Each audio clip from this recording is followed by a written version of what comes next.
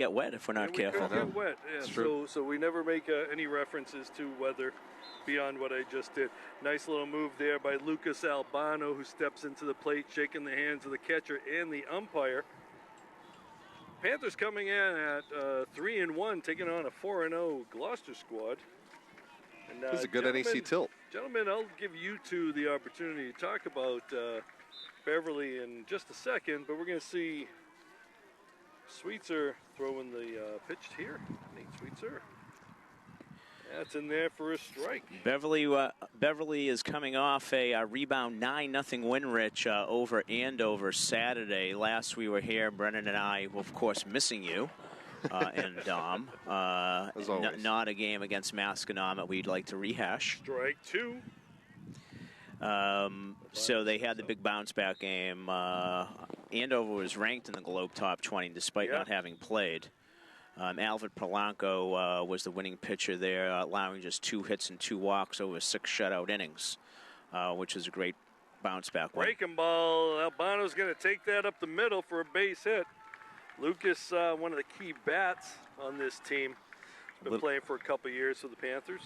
Little too much plate, more than Nate wanted, 0-2, I'm sure. Yeah. And offensively on Saturday, Charlie Salerno had 2 hits, including a double with 3 ribbies. Danny Pierce, who's been hot all year, went 2 for 4 with a double, 2 runs and 2 RBIs. And Tom Collins had 3 ribbies for the Panthers, who swung the sticks very well Saturday. So Sweetser's going to face Trey Maroney here, the backstop for the Panthers.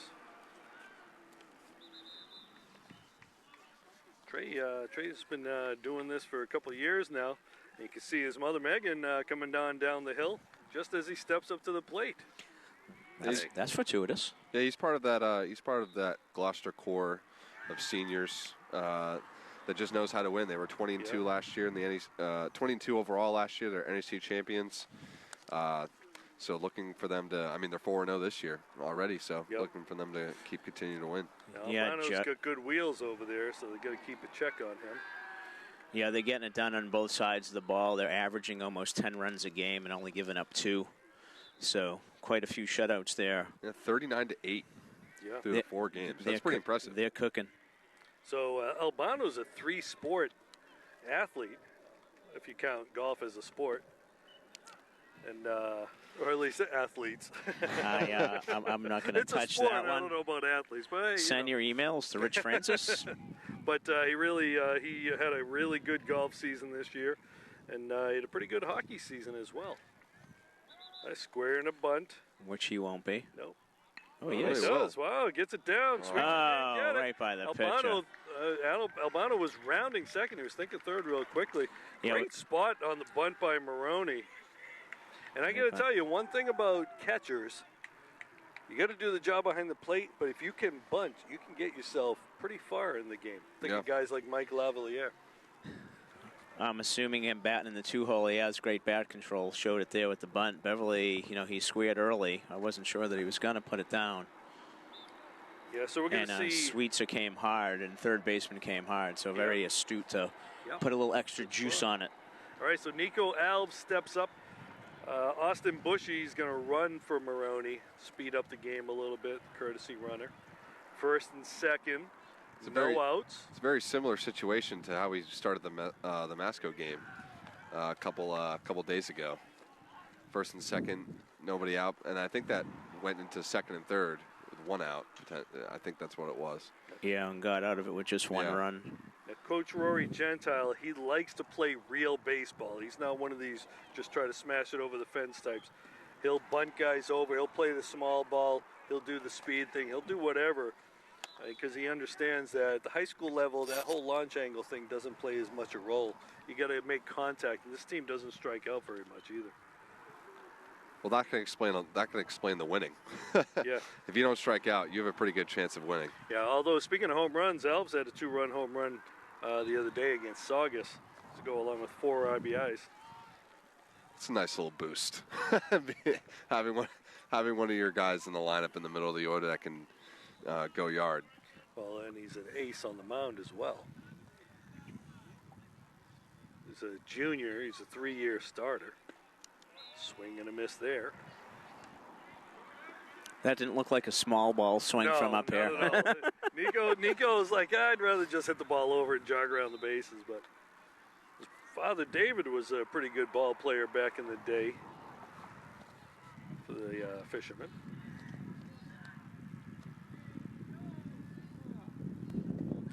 Ball down. You mentioned Albano with the wheels. He took a little bit of a extra step there on his lead before that last pitch. Yeah, they'll take third if you give it to him. Yeah, that's what I'm watching right now. Nate's going to have to give him a second look.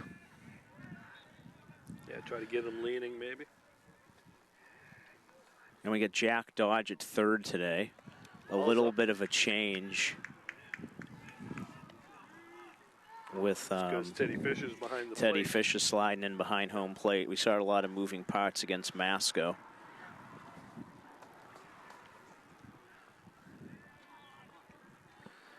Probably not going to have the number 3 guy bunting here, so Dodge can stay put. 2-2 count.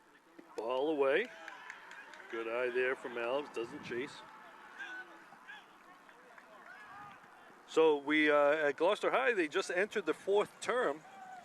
3rd term just ended.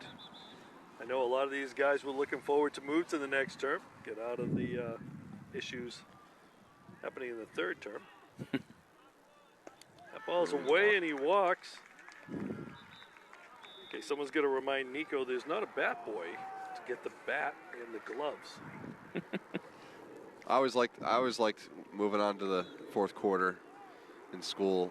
It was just another sign that baseball season was here. Yeah, that's true. All right, so Alves, the pitcher, he's going to get a runner. We're going to see, I believe that's Cam Rodolosi coming in. Cam was part of that squad that had a pretty good season for the football team. He was the quarterback. Masterful at handing the ball off in that running offense. That brings up Michael Marino, the DH. Not quite as windy as it was last game against Masco. The flag's more billowing than standing straight on edge. Fouls that one off. And the wind's like the little wind that there is, it's going the opposite direction of what it was on Thursday. It was straight out, right? Yeah, it was like straight up and even like right to left a little bit too. 0-2's the count. Yeah, so if you look at the flag, you see it's very picturesque right now. Old Glory. But the wind does seem to be blowing towards the outfield a little. Ground ball. Only going to get one, I think. Oh, no, they might.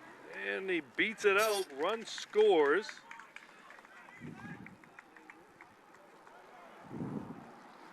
So they get the one at second.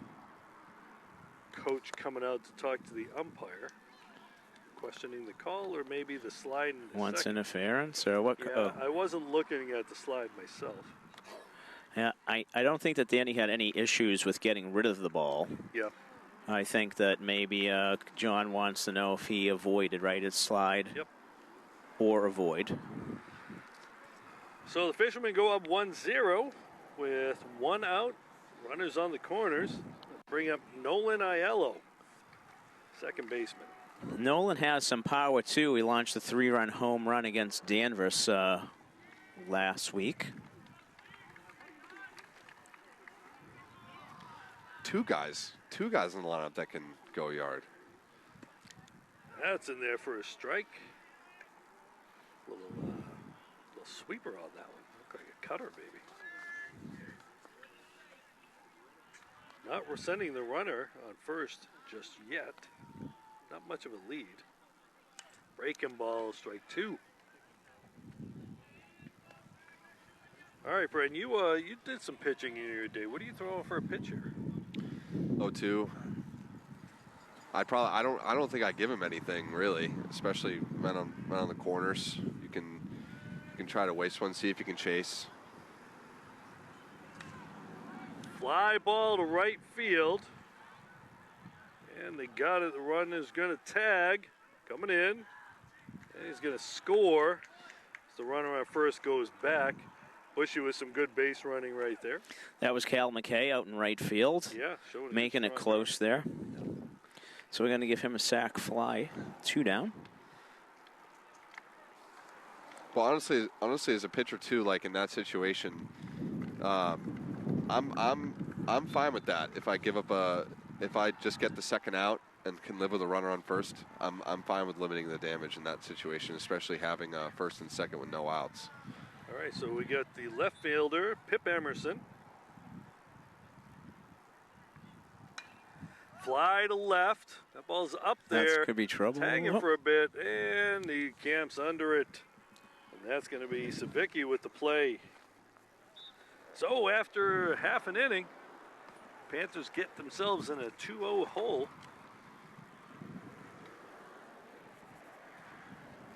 How many pitches did he have there, B? 18. What I got. So not ultimately what Beverly wanted to be chasing from the get-go. Seeing what I guess we're calling the ace of the current Gloucester staff. But Beverly's been swinging hot bats even with that disappointing loss to Masco.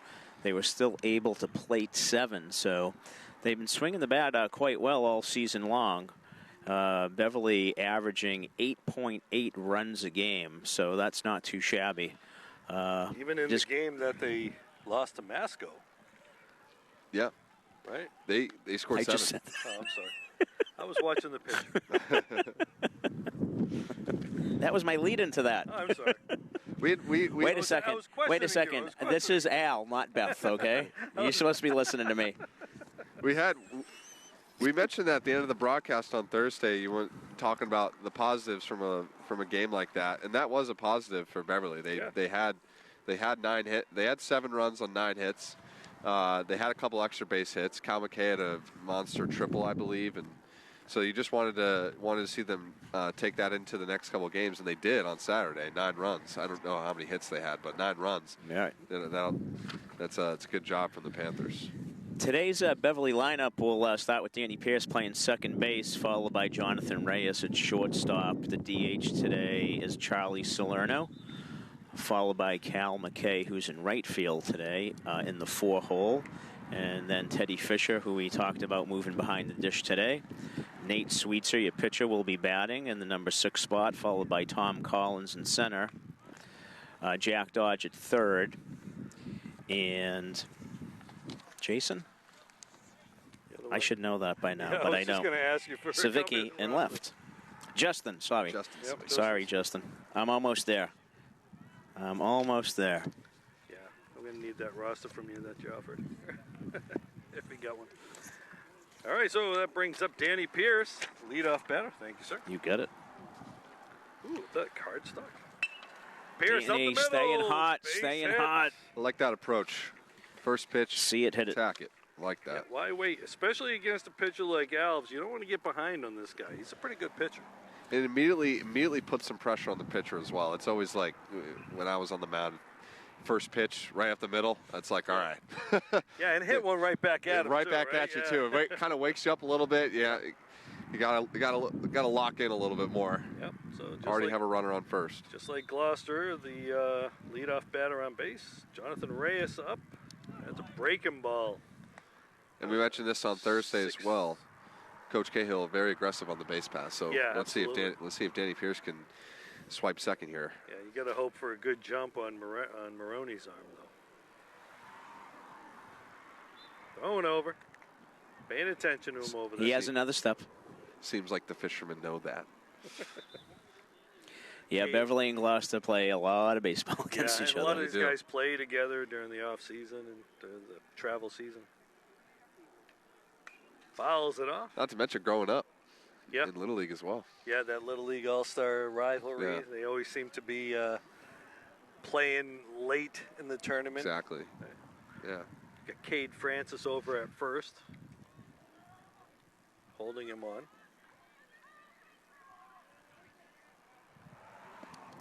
Ooh, that's a tough rings him up on a tough one. Had some movement on it, a little dip on it. Yeah, good pitch by Alves. Froze J-Ray. That Brings up Charlie Salerno, the DH. That might have been a changeup. 0-2. Yeah. Yeah, it did look like fooled him a little bit. Yeah. There's been a lot of that one's in the dirt. Danny doesn't go, though. 0-2 situations so far. Yeah. I think Nate Sweetser had 3 or 4 0-2s. And it doesn't seem as the waste pitch is too much in vogue.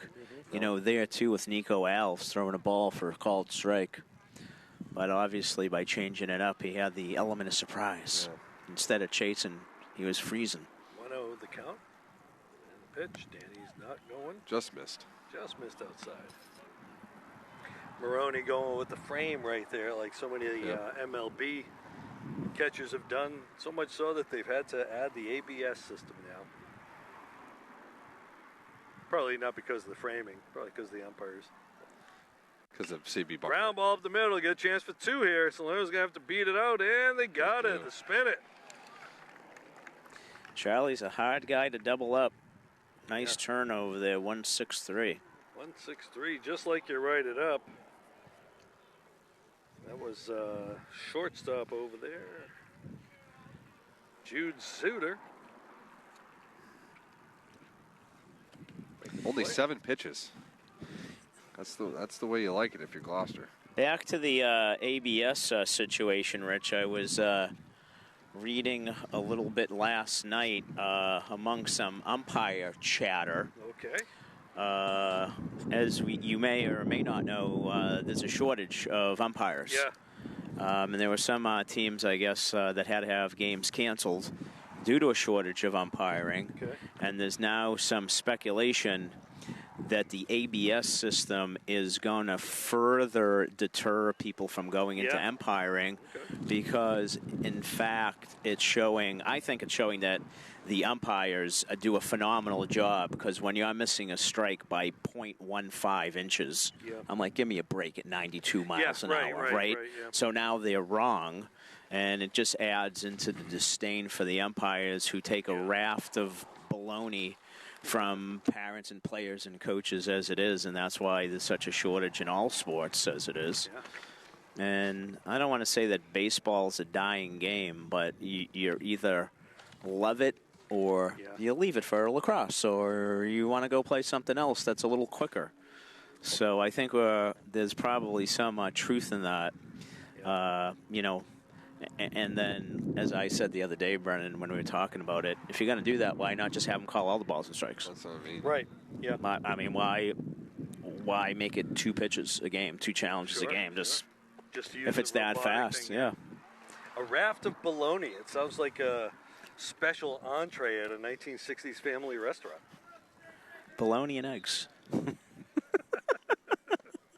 Hey, you know what? Nothing like a fried bologna sandwich, Al. We grew up on that kind of stuff. Absolutely. Those calls that are like missed by like 0.1. It's ridiculous. It's almost like they got to have like a little gray zone out there, you know. But come on. I don't know.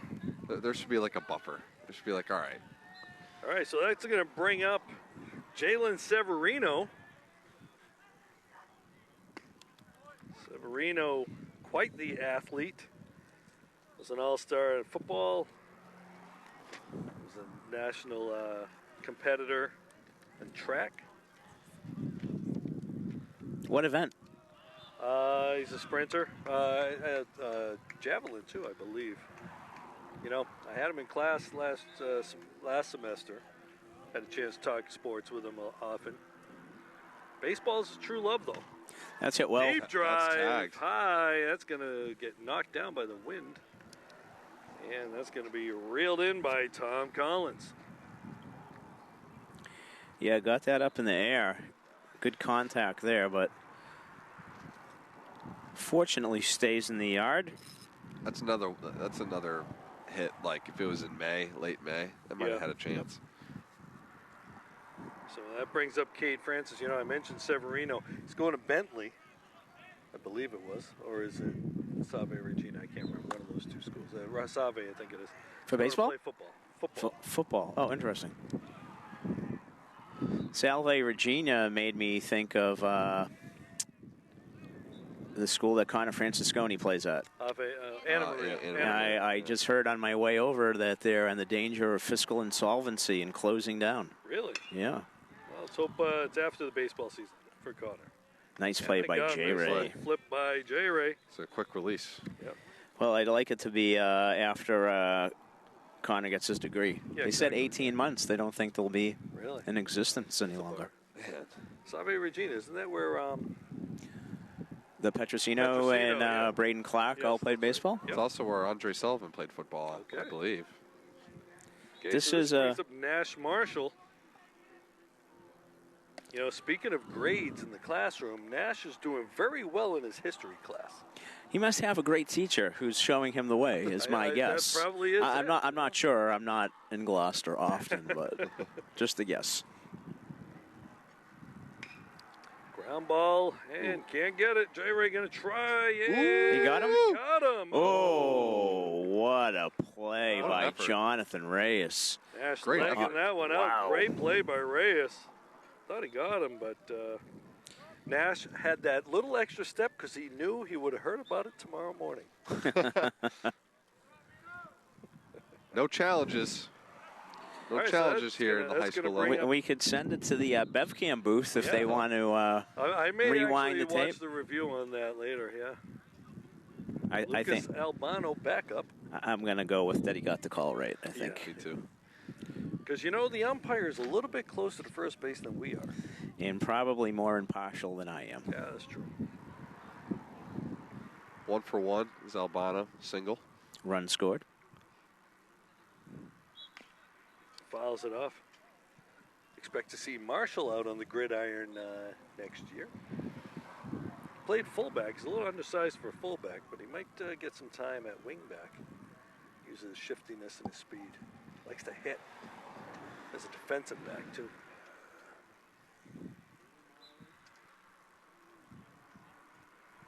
Oh, 0-2 the count to Albano. That ball's upstairs. There's your waste pitch. Yep. Didn't chase on that. Good discipline.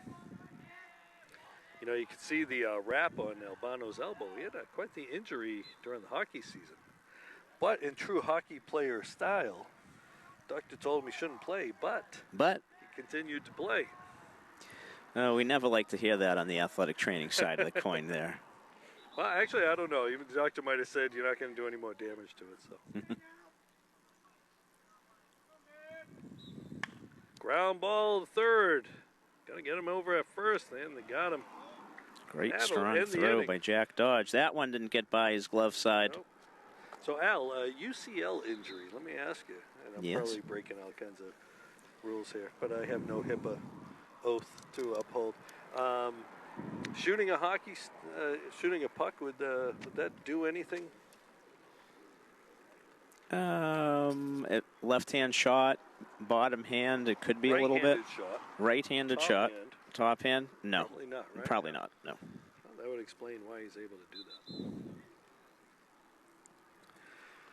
So we got 2-0 here. If you're just joining us here at Brother Roberts Field, Fisherman notched 2 in the first, and they were able to keep the Panthers from doing any damage. Despite a Danny Pierce leadoff single. But then Nico L settled right into it. Threw only 6 pitches after that. Yep.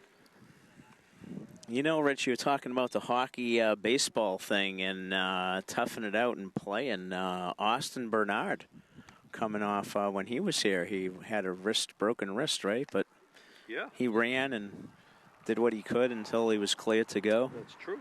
Yeah. Austin played with you, right, Brennan? Yeah. Yep. He was part of that state tournament team in the Beverly Little League. Yeah, we touched base on that, and I kind of forgot you had a run too with the Legion team in the American Legion World Series. We didn't talk about that. Yeah. I thought you said we talked about that being some of the best baseball you had, but pretty good baseball that summer as well. Yeah. Yeah, that was a lot of fun. It really was. That Little League year is coming on 10-year anniversary this summer. And that Legion run too, like that was kind of like for at least me and like Nick Fox, another player who's played Legion, who was on that Little League team. It was like kind of like a vindication. Like, you know, like, all right, we didn't get the Little League, but we got a nice consolation prize to look back on. All right, so we got Cal McKay stepping up, the right fielder. Legion program still going strong. Yeah. Coach Mike Levine, shout out. Levine doing a nice job over there, always keeping them competitive. And Coach McGrath. Yes, that's true. Ball inside, Cal. In fact, I think I would be willing to bet that a lot of these juniors, seniors on the Beverly team will probably play Legion in some way, shape, or form. Yeah. I don't know exactly who, but yeah, they draw from Hamilton, Salem. Danvers. Yeah, it's a little bigger area now, right? Area now. I think it's all predicated on if your town has its own program, right? Yeah, I think, and if a I lot remember of right. towns don't, so they have to kind of combine. I'll have to check on my hometown. B, I was a member of Malden Post 69 back in the day. Oh, yeah. Fouls Beverly is 331. 331. Did you choose the count? A number's ingrained in my head. You play Legion ball, Rich? Did not. I played senior Little League, or senior Babe Ruth. Senior Babe Ruth. When I was there, that ball's in the dirt, going to throw inside. When I played, Gloucester didn't have a Legion team, but they do. They did add one post 3. But I don't know what they got going on this year. When I was 18, Malden added Senior Babe Ruth. And there was a little competition between the two programs. All right, so we're going to see Teddy Fisher step. No. Yep. Yep, that's Teddy. It is indeed. My dad played Legion. Did he? Up in Concord, New Hampshire, yeah. Again, so many things pulling kids in other directions. Strike there. You know, you've got the AAU kind of thing that pulls a lot of kids. Kids are working during the summer, playing other sports. So you don't see the numbers like you used to. Deep drive to center field. That's going to send him back in. That ball is off the base of the park. fence. And he's going to get himself a double. Teddy slides in. Teddy sent that one for a ride. And, you know, Brendan, you were talking about a little bit later in the year. Yeah. That one definitely is going out in late May. Well, you hit the ball to one of the deepest parts of the field right there. 100%. Teddy sent that for a ride, puts himself in scoring position with one out. Courtesy runner here. Yep, for the catcher. I think it's Mikey. Is that Mikey O'Leary, number 3? 4. 4. I don't have a roster with me. Oh, Fowler, we Cole do. Fowler. Cole Fowler has the wheels out. And this is Nate Sweetser. Yeah. And has opportunity to help himself. There you go. A lot of room on the right side there with the second baseman holding. Yeah. Breaking ball for a strike. I always like these situations as a pitcher. If you were able to bat, to be able to help yourself. There's no. Yeah. It's on you. Got to keep the line moving.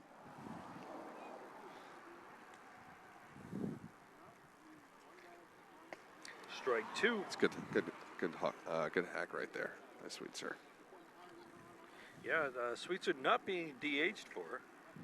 No, the Adam Porcello is being DH'd for today, the first baseman. Got a timeout. What do you think? Stealing signs on second base? Could be. Although crossing things up. Gloucester does use that electronic system there. Oh, they do? Yeah. Yep. Coach Ryan Marks, he makes the call. It goes into the headphones, to the headset for Maroney. I don't know if it's the headset or the wrist thing. But he still has to give the pitcher the call. So.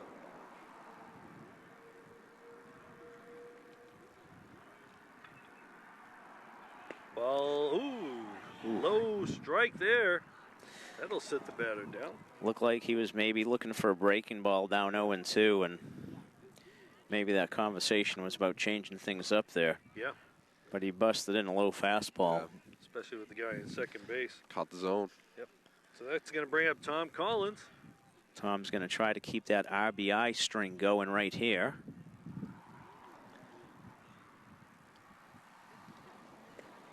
Breaking ball outside. So they have the electronic system now in high school? Wow. Well, not between the pitcher and catcher, it sounds like. No, it's the coach to the catcher. That's pretty cool, though, still. They've been using it for a couple of years now. Ground ball up the middle. Alv's going to make the play, and he'll just walk it over, and that'll end the inning. Stranding the guy on second. And after two, we got a 2-0 lead. All right, folks. Well, hey, thanks for spending part of your day here with us at BevCam. We're proud to bring you Beverly High School sports every year. And if you enjoy these hometown broadcasts, we hope you'll consider supporting BevCam. You know, BevCam is a nonprofit. Your donations help us train local creators, cover city meetings, and bring you great community sports like today's game. BevCam is primarily funded by cable subscribers, not streaming services. And as more and more people cut the proverbial cord, BevCam's revenue goes down as well. Your generous donations help BevCam continue bringing you community events like this game. You can donate anytime at bevcam.org/donate. And while you're online, make sure you subscribe to our 4 YouTube channels. What do we have, El? We got BevCam Government for Government and City Coverage, BevCam Education for Student Storytellers, BevCam Public Access for Community Shows, and, of course, Beverly Sports. I could not think of the fourth one. I didn't have the script the other day. Couldn't think of it. Education. Yeah. And while you're... you couldn't remember education, huh? Well. Sorry. You don't watch too many of the school committee meetings? Actually, I thought it was government. That's government. That's right. I said government. Yeah, I know. Wait a second. So wait a second. You're right. Community access, sports, government, and education? Storytelling. With a... BevCam Education for Student Storytellers. Yeah, there we go. Okay. So anyway, your support really does keep community media strong here in Beverly. Now let's get back to the action. You know, we do have some of our sports brethren with podcasts. Andrew Bartholomew's got Andrew Sports Zone. Dom Lorenzano's got Slow Your Roll. And soon, Al? The coach, Tom Donovan. It's in the works? It's in the works. Oh, boy. Not the magic of yoga. We're still working on that part. Oh, boy. Okay. That is going to be a listen. So that's going to bring up Trey Maroney. And Trey, where's that one? Pitch. And his teammates are loving it. Trey, not so much. But he's a catcher. That's what I was going to say. You know what, though? He's a catcher. He's used to take it on the front of the body, not the back. On base for the second time today after he singled in the first. Scored a run. Yeah, so that's going to bring up Nico Alves. He walked the first.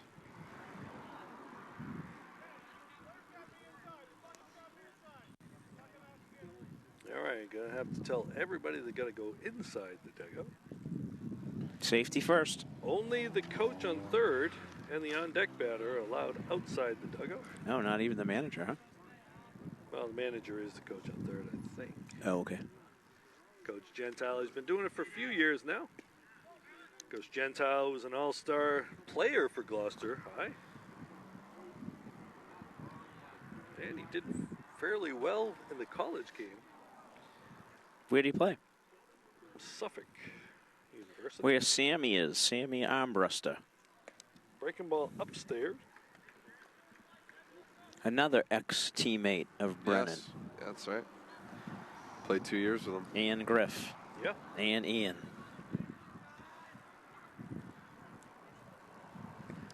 Breaking ball inside. Sam's still a frequent visitor to play video games, so I just get to see him a lot. Yeah. 3-0's the count.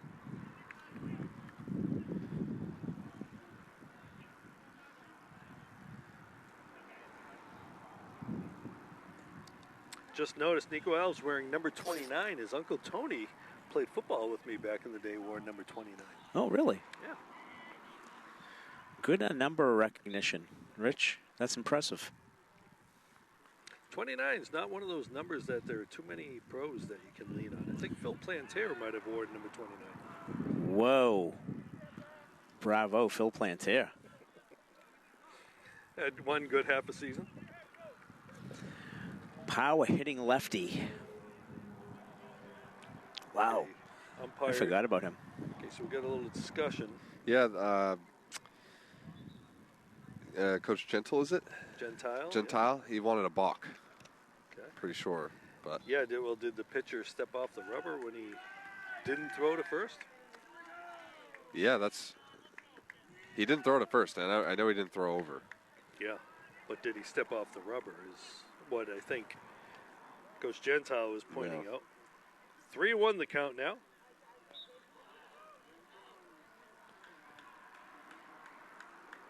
Strike 2. Full count now. Gentile, not to be confused with the local brewery down the street, Gentilly, although it's spelled the same way. That's so funny. As I was crossing the street, Paul Gentilly was driving down. That you say that? He's going 3-2. He's going. There's a ball. Fly ball center. Runner's going to have to head back as Collins camps under it. The hit and run was on. The runner was in motion. For the first out of the inning, this brings up Michael Marino. Michael is 0 for 1 with an RBI via the fielder's choice. I think you might see a runner go here. Nope. That's in there for a strike. Nope. No, high. So it's up. I thought it was a strike 2. You know, we don't have the screen in the way this year, which is nice. Yeah. It's funny. We mentioned that the other day, and I did mention that on air and before the game to Coach Cahill, and it was more due to the condition of the screen after being stored for the winter. I said, "Well, I gave you the credit anyhow." Yeah. Well, you know, it's tough. You get all the fans back there harassing the umpire. Well, he said he heard some complaints about the windscreen last year. That was probably me and you. Speaking of harassment. 2-0 is the count. Although I know the Gloucester Beverly fans would never harass an umpire. It's not the style of either of these two. They would harass each other, though. Yes, quite. Ball 3. 3-0 is the count. 1 out. I remember during the Williamsport tournament the year after you guys graduated, I was keeping the book and was getting harassed by a fan. I had no idea what I did. I was breaking ball for a strike. I'm not surprised. It's taken pretty seriously. Very serious. It really is. Very seriously. Full count now. I remember. It was the if game that night. I remember that. And the missed second base on the home run and a lot of. There's another ball to center. Ball could drop, and Reyes gets under it. I thought that was hit further. But he makes the catch. I did too. Good job by Jonathan. 2 outs now. Yeah, in fact, that was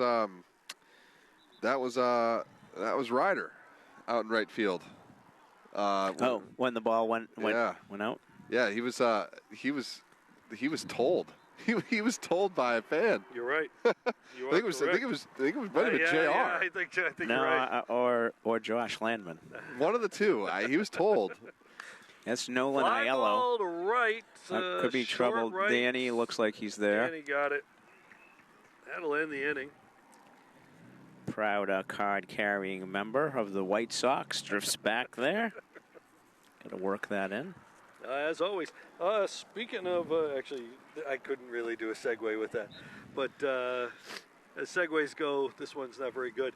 But the Panthers got a car wash coming up, April 19th, at the middle school from 1 to 4. Fundraiser. April 19th used to be called Paul Revere Day. That was replaced by Patriots Day. Now Patriots Day happens to be the third Monday. And this is the day before. This is Sunday, the 19th. The 20th is Patriots Day this year, I believe. Yep. And it's also the matriarch's birthday. My mother, Nina, turns 86. Happy birthday. On April 19th.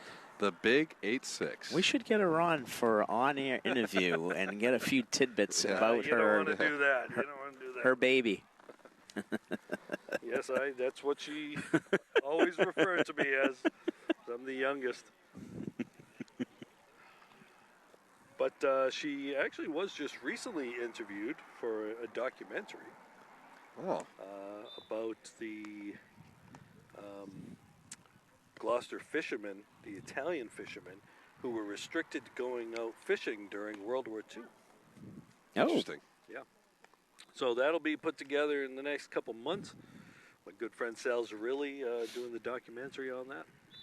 And so my mother told the story of her father who was not allowed to go out fishing because he was considered an enemy alien, as they referred to them back in the days. And they didn't want them using the food supply? What was the rationale? We're fighting against this country, and you're from that country. You're from that country because Italy was part of the Axis. At the time. Interestingly enough, all the people who were in the United States at that time were trying to get away from Mussolini and all that, although my grandfather had come to the United States much earlier than that. Jack Dodge steps to the plate to lead off for the Panthers. Not dodge ball, but a ball to dodge. Al, we always try to work a little bit of history into baseball when we can. That's in there for a strike. I actually needed you for my historical baseball reference. When the Panthers turned a 6-4-3 double play against Masco, I invoked Tinkers to Everest chance. And I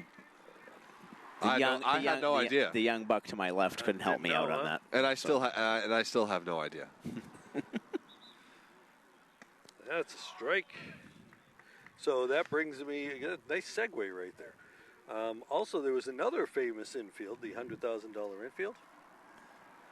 And the anchor to that infield, the first baseman, Tony Lazzeri? was a guy named Stuffy McGinnis.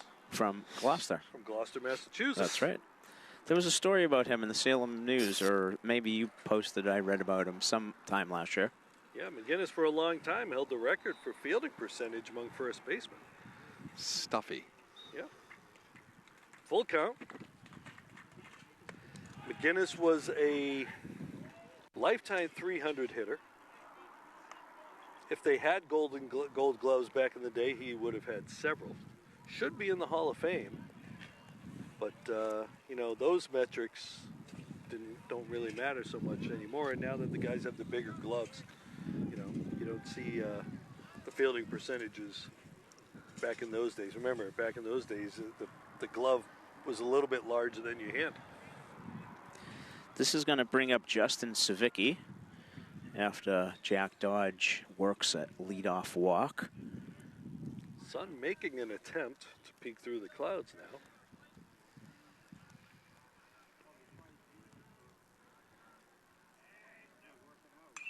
That fouls that off. We're going to give this house a nickname. It's fun. I was talking about it the other day, too. Foul balls over there. It's going to have... That tree guarded it nicely. Yeah. Even spit the ball back. I know. We just got to get the it's like a return screen up. I know. They do need to fix that screen. And you know how you can do that is to raise money by way of a car wash on April 19th. Go get your car washed. Big charity hop. Let's get still got a chance. Nice play there. Nice try.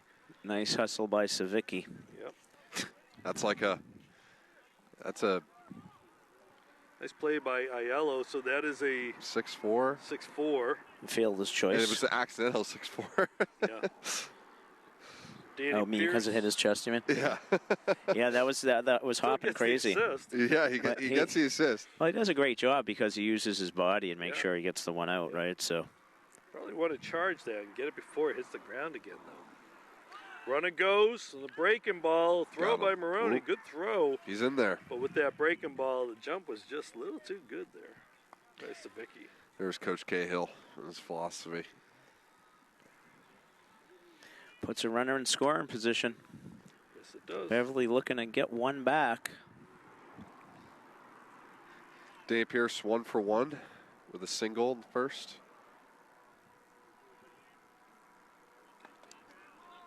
That's a strike there. A lot of first pitch breaking balls, huh? Yeah. Keep him on the toes. Well, Danny got a first pitch fastball and turned it around his first at bat, so. Yeah. Danny with that runner in scoring position. Ball upstairs. Yeah, as you said, Al, he's swinging a hot bat, but what goes along with that too is he's got to be seeing the ball really well to open the year. Yeah, absolutely. And then it's a confidence factor, right, B? Once you feel like you're going to get a hit every Runner's time up. going. Throw and ball And then gets away. he's going to score. He's got a chance. Yep, and yeah, he will. He will be in. And this run And scores. there you go, Brennan. There's your aggression with Coach John Cahill. Yep. Third base is never safe with a Panther on second. No, it's not. Especially if you're fast. He will not be. Coach is never afraid to do that. I gotta say, this is Beverly probably steals third, or at least attempts to steal third, more than any team in the NEC. And that goes to show you right there what it can get you, because right now, that half's the lead. Panthers were looking to get one across, and they got one by hook or crook. Nice breaking ball. Out. Nasty pitch there from Alves. I'm looking.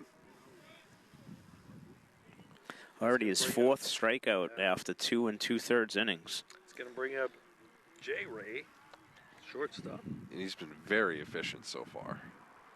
7 pitches the first inning, 13 the next inning, and now he's already at 13 this inning. Strike. And then he changes it up and starts with the fastball up out of the zone. Doing a good job of mixing. I guess maybe the coach is doing a good job of mixing. Yeah, but you know what? The guy slinging it still needs to hit the spot. He's executing, yep. Ooh, whoa, 12-6 breaking ball right there.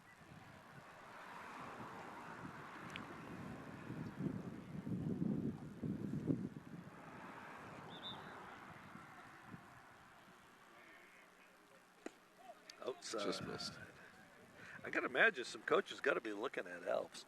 I haven't had the chance to talk to him about that. But Yeah, I feel like that. I feel like no, he's a senior. No, Alves is a junior. Oh, Alves. I'm sorry. I'm thinking Jonathan, who's up. That's a breaking ball right Another there. looking I forgot that you have the dual allegiances. I was focusing on the Beverly guys. I was talking about the guy on the mound because we were just talking about his pitching. I was talking about the guy in the box. That's okay. We know he's getting looks. Jonathan, that is. Yeah, I just can't read. I didn't hear where. I know that last year there was some teams looking at him. Towards the end of the season, we had heard that. 37 pitches. Through 3 innings? Through 3 innings. Just over 12. Just over 12 innings. That's efficient as heck, right? That's efficient right there. That's a guy who's in position to go the full game. That's for sure. Yeah. Well, Gentile likes to stretch his pitchers out. He's not afraid to get to that 85+ barrier. And you talk about mixing too. He has 5 Ks and 4 of them are looking. Yeah. So that shows you right there. That's keeping the batters off balance. Yeah, keeping the batters off balance. You're mixing pitches. You're mixing spots. He's doing a really good job, and all while being efficient. All right, we got a ball game here after 3 full, 2-1. Yeah, this is great. Good game. It's moving right along too. Good stuff. I might have just jinxed it. That's true. And another big week for the Panthers here, who play here on an extended homestand Monday, Wednesday, Friday. Wednesday, Marblehead comes across the bridge. And on Friday, right behind them on their heels is Swampscott. Yeah, so Wednesday, it's a big week. Wednesday, that'll be you guys working that one. You will not be here? I will not be here. You'll be in absentia again. And Beth won't be here either. We've got some kind of event to go to. Oh, wow, cool. Yeah, this must be the week that Beverly only plays schools that are on the coast, on the water. Well, if the weather holds up, that's not a problem. That's kind of easy in this neck of the woods to play teams that border the ocean. Beverly's okay, well, so here's the question. Danvers doesn't really border the ocean. It's on a river. That's true. So yeah, technically. Does that count? Salem. Yeah. It's on the ocean. Pip Emerson steps to the plate. Pip flew out to Justin Savicki and left back in the first. Fly ball to center. Collins camps under it and comes up for it. Nice job by Collins right there. You take the step back and then it's easier to come in, right, guys? Yep. Absolutely. So Textbook. Al, that always brings up the question: how do you define the North Shore? What towns? Right. What towns are actually the North Shore, and what towns are the imposters that are trying to join in on the glory that is the North Shore? I think I grew up in an imposter city myself. Yeah, Walden's not the North Shore. Yeah. I'm sorry. Some people are like, you got to be 10 minutes to the coast. I think you got to have some land, touching the ocean. Touching the ocean. Okay, I'll buy that. Yeah, but brings up Jalen Severino. With the South Shore, for example, I don't know. My girlfriend's from Abington, and I think of Abington as South Shore, but Abington doesn't border any. Okay, so Abington is south of Boston. Yeah, it's not South Shore. Besides, did you even know where Abington was? I did. You started dating. I did. Do you know me? I don't think so. Do you know me? That's true. That's true. What are you, geography major? I could tell you how to get there. Yeah, you can tell you how to get there, what their population is, what the mayor's name is. Route 18, right down the gut of Abington. So it's right next to Weymouth? South of Weymouth, yep. Okay. Severino. Nice play. Try to leg it out. Well done by Jack Dodge. Nice little dig there by Adam Porcello. Get everything you can in that hole, right? So yeah. That's going to bring up Cade Francis. 0 for 1 on the day. Grounded out to J. Ray back in the second. How was Nate doing on pitches, Brennan? He was 18 in the first, but what did he do? 18 and 11. 11 for 29, then 13 for 42, and then now about to be 6th. Francis high fly ball. Collins going to camp under it, and that'll end the inning. Efficient inning. How many 43. How many pitches there? 5? 6? 18, 11 is 29, 13 is 42, 6 is 48. 6 pitches, though. Wow. Yep. So you guys are familiar with Cade Francis' older brother. Is that Endicott? Braden, who's over at Endicott. Yeah.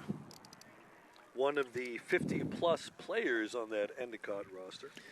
The Gulls I saw drop the game this weekend to the Jumbos. Oh, really? Yeah. Endicott had a rough patch there, worked its way back into the top 25. We're 22 and defeated by the Tufts Jumbos, a juggernaut in the NESCAC. Shout out Noah Guanci. Yep. Another teammate of me, Ian Griff, and Asian guy, Little League guy. And Gavin Gold's on that team. That's right, Did Gavin he overlap Gold. with you? That's right. Did he overlap with you at all, Legion? Yeah. Actually, I did play a season in Legion with Gavin. Yeah, it was my last year. So I see Graham Gavin is playing for the Lowell Spinners this Really? summer. Oh, Graham is. Graham is. Yeah. Good for Graham. Whoa. Isn't the Spinners are now that Futures collegiate league. Okay. They're no longer an A team for the Red Sox. I get you. Speaking of that, his older brother Cooper is on a pretty nice run. He's hasn't let up a run over his last 9 innings of relief. Okay. So Coop is really coming on the last few games here.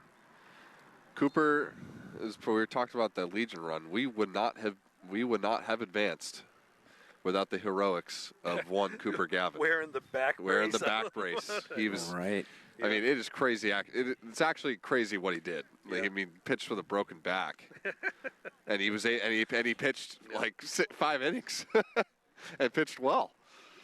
So Al, you being the medical professional, would you have recommended that?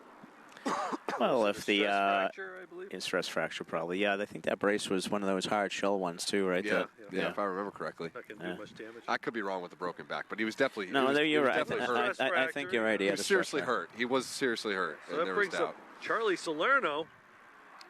Charlie says that's a foul tip, I believe. Okay. So I saw the universal foul tip sign. Salerno that's hit well. A drop. No, it's not as well as we thought. It's going to drop. Holy Hannah! Talk about depth perception. You know what? I think Severino thought that was the case as well, as he got a late jump on it. I don't think he was going to get to it anyway. So a leadoff man on with outstanding speed. It's a line drive in the book. Absolutely. It doesn't matter how you get on. You just got to get on. All right. So do you know why? Can't score if you're not on base. Right. And we know Salerno's got good wheels. That brings up Cal McKay. Cal can pull the ball. Yeah, I'm looking for Cal to try to get a little running going. Cal to get into one right here. Slide step. 1-0 now. Nice thing here for Beverly, gives Alves a little something to think about. Speed, a big stick here. He's going to have to think about what he's doing. And keeping the pressure on, right? Yeah. Great high school baseball game so far. Really well played, well pitched. Defensively, too. Even the balls that weren't handled very well ended up getting out. So. Yeah, only one error between the two teams here after in the fourth. 1-1 the count.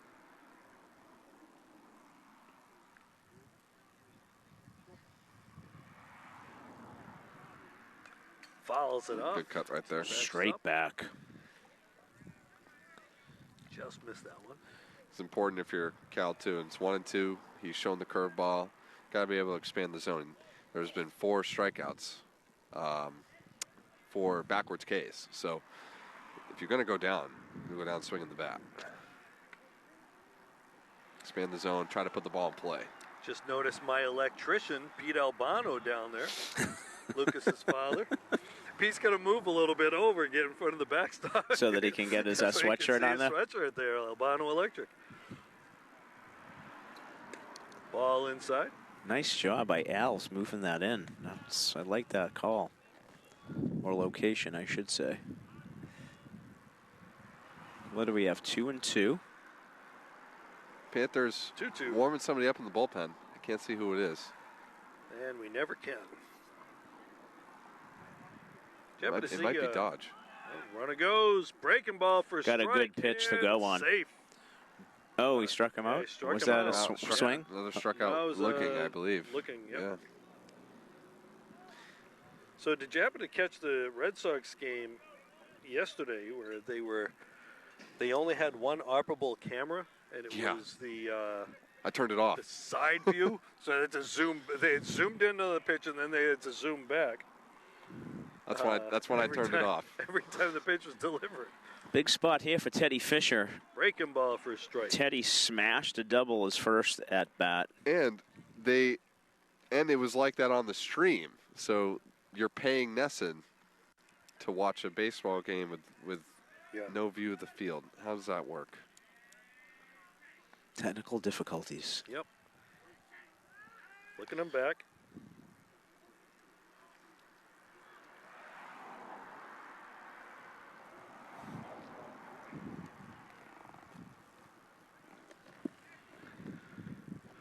Owen won the count. Runner on second. Panthers looking to tie it up here. Ball upstairs. Good eye.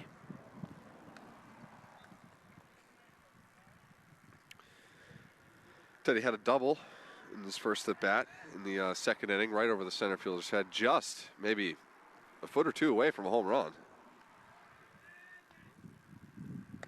Ball 2. All right. 2-1 now. Oh, I thought it was 3. Okay. As you said, Rich, the deepest part of the field, too. Yeah. He really got a hold of it. Yeah, I think we just need a base hit here to score Charlie with his speed. Yeah, absolutely. Ball 3. What a good take. Now Hitters it's count 3-1. now. You got to be aggressive here. 3-1. What are we looking for if you're the batter? Well, he just threw 3 fastballs in a row. Yeah, and he's been spotting his breaking ball, too. I don't know if I'd expect a 3-1, but... Yeah, you figure he's sitting fastball, right? Yeah. And with first base open and given in what he did last time, It's not I don't think I would give him something too Me good. neither. It's not completely out of the picture, but I wouldn't expect a curveball. I definitely wouldn't be sitting on it. I'd be definitely... Oh, no, I'm not saying you sit on it. Yeah. Oh. Second. Okay, Charlie was thinking. Sitting dead red.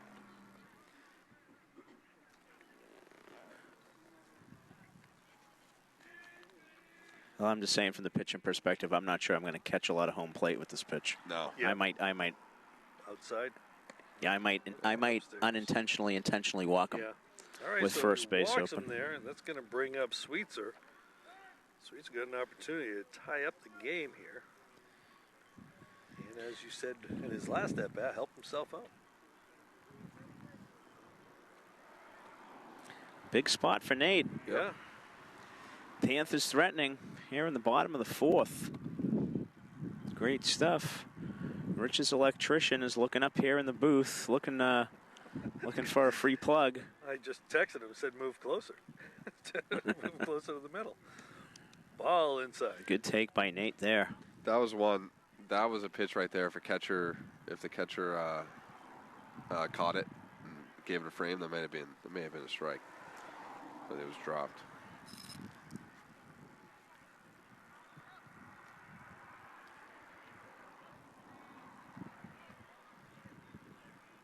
Ooh. Oh, they got him. Oh. Good move right there.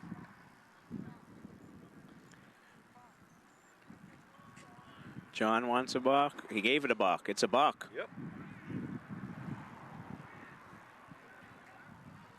He's telling me spun around the wrong way? No? I think it may have been like a little hesitation or something. I don't even know what's a balk. I don't even know what isn't a balk anymore. He was making a circular motion.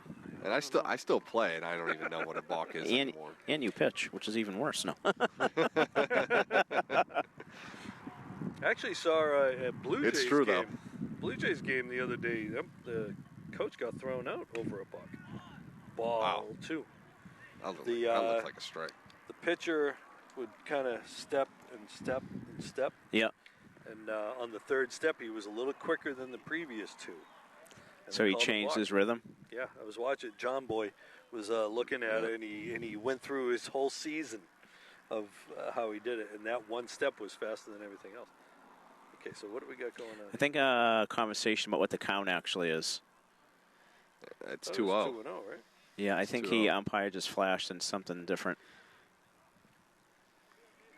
So, We got the count. all right, what do you guys think about putting down a safety squeeze here? Yeah, I don't think that's a bad idea. I don't mind it. You know, we haven't Infield. seen Sweetser enough to know how what he kind hits. of hitter he is. I don't think he batted in his first 2 appearances. Right. I don't think. No. But the infield's in here. It makes sense, and this is the time to do it. But swinging away. 2-1 now. Tying run 90 feet away. A mid-inning drama here at Brother Roberts Field. They bring in the infield. Looking to cut down the runners here. He smashes it. Nice. That's going to score 1. They're going to send the runner. Left fielder bobbles it. The ball's going to get in there. He's going to be dead at second. And they got him. Hold the ball. They got him. But they get the 2 runs.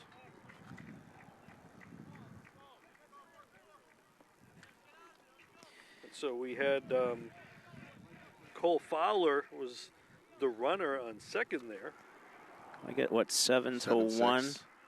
Oh, it wasn't cut? 7-5? Oh, 7-5. 7-5. The third baseman cut the throw off, yeah, right? 7-5, and then... Yep. Yeah. Shortstop or the second baseman?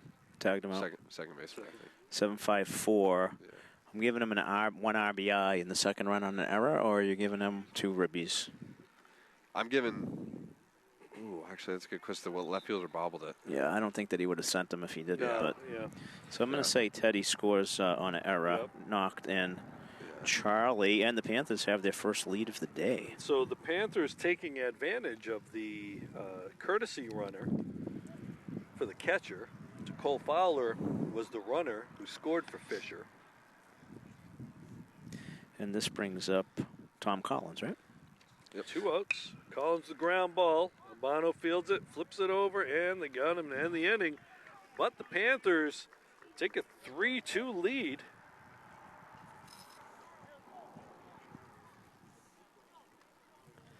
Nice job by Nathan Sweetser coming up with a big hit. And there's your pro and your con to drawing the infield in. Yep. in a tight one-run game. Kind of late, right? 4th innings late in a 7th inning game. Gloucester wanting to make sure they could get a ground ball and cut down the runner at the plate. But the flip side of that is you don't have time for a sharply hit ground ball to react to it. And Sweetser just bisected the 5-6 hole. So nice job there by Nathan, who now has given himself an opportunity here to put one in the left-hand column on his record. Yeah, so you know, I told my buddy Pete to move over there. We're going to get a nice little zoom in on that great sweatshirt. I better get a sweatshirt out of this. Didn't you get a hat from him last year that didn't fit or something? Fit, yeah, your head was too big. I mean, the hat was too small. Yes and no. So there it is, Albano Electric. Just happens to be in the path of the cameras there. So Pete Albano again takes good care of all my electricity needs over at my condo over at Tuck Point. And, you know, he's in Gloucester, but he will come up to Beverly as, you know, we live up here. So give him a call. I don't know if you can see a phone number on there or not, but you can always Google Albano Electric if you get any questions. And maybe you should be suggesting that he, with all of that free advertising, he should be making a donation to the BevCam. That's true, right? I will let him know. Speaking of segues. Speaking of segues, that's great. Good timing right there, you know. As we mentioned, BevCam does rely on donations. I'll give you the whole spiel after this inning. But, you know, as a lot of people cut the cord, we need those donations. You can donate bevcam.com, .org/donate. Nash Marshall leading off for the Fisherman. Nash reached on a base hit. Ball's upstairs. Back in the 2nd inning. Yeah, legged out an infield hit. It was a great play by Reyes. Yes, it was. That ball looked like it was being in the hole. Another fly ball. Center field. Could be trouble. Oh, that's going to drop into the mystery triangle there. And Nash is 2 for 2. I don't think his history teacher will be giving him a hard time for how he was swung the bat today.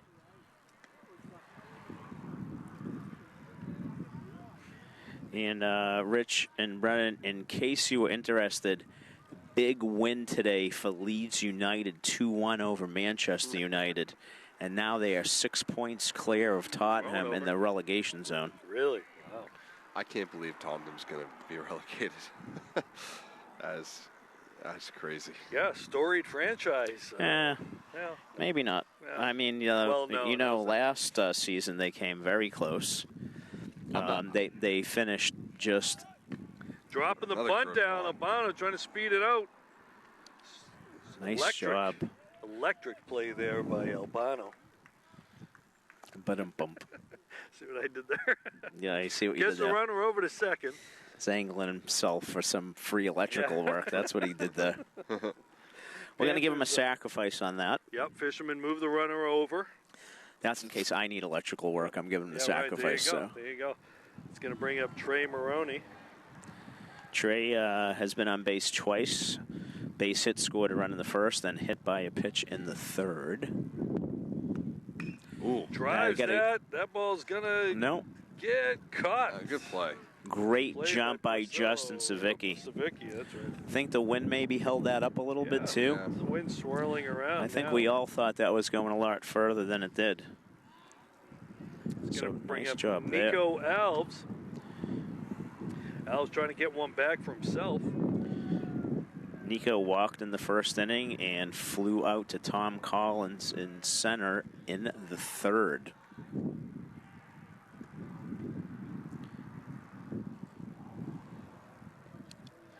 You know what's funny about the Tottenham situation, too, is that, like, the NFL, they're going to play a game at they often do. Tottenham Stadium, but it's going to be an EFL Championship stadium and not a Premier League stadium. So it's probably going to be the first time in the NFL's history they're going to play a game at an EFL Championship stadium, technically. Well, not over yet, but we'll see what happens. 2-0 the count to Alves. Interesting thing last year is Tottenham finished just above the relegation zone and actually won the Europa League and by virtue of that, qualified for the Champions League, which is crazy that a team that finished in 17th place was in the Champions League. I don't follow much club soccer, but I do. I'm going to sound like a cliche person from America who doesn't follow football, but the Wrexham story is very intriguing. I do watch the documentary. I like following. If you're following them right now, you know that they have a chance to get in the playoff for promotion. One spot behind for the playoffs. Yeah, they're in 7th. 2-1 the count to Alves. Back to baseball here for a second, guys. Oh, sorry about that. Oh, what a nice pitch on the inside corner. Wow. Just got to hope Dom Lorenzano's not watching right now because he's having fits. You guys talking about soccer. He doesn't like soccer? Come on. It's a beautiful game. World Cup year. That's the American in him, I think. I don't know. All right, 2 balls, 2 strikes. Big at bat here in this ball game. Yes, it is. 2-2. And the pitch upstairs. Ball 3. Full count. 2 outs. Runner on second. You got Michael Marino on deck. The DH. Take a look at him. No, he's not looking at him. He's got him. Oh, hit him. Hit him. It hit him. That hit him? Interesting. That hit him? Yeah, I guess so. Must have been that little extra bit on the pad there. I thought he was going to call him out. Well, on an inside strike. You know, I'm going to guess if it didn't hit him, it would have been. The ball was a strike. Well, then that should still be a strike. Because it was a breaking ball. If you're hanging out over the plate. That was a breaking ball, though. Well, you're saying that if it didn't hit him, it was a strike, is what I mean. If it was a strike. Yeah, right. I see what you're saying. Absolutely. I have my glasses on. I couldn't even tell. All right, so it gives us first and second, 2 outs, 3-2 Beverly lead. Alves is going to come out, and Cam Rotolosi is going to run for him. Rotolosi's got decent wheels. Marino here. Quick trip there right by Brian Millay to impart some wisdom. Marino here 0 for 2 on the day. Reached on a fielder's choice and has an RBI. Yep. That's right. No, he does have an RBI. Does have space on the right side. He's going to hit it to the left side. Reyes going to make the throw over. Wow, and out. Great play. Nice play by J-Ray. J-Ray able to keep his composure there with that ball, just getting by Jack Dodge's glove, not getting distracted, I should say. Keeping his focus. Second time today. And that great throw that he made that ended up being the infield hit was like that too, right? So 11 pitches for Sweetser that inning.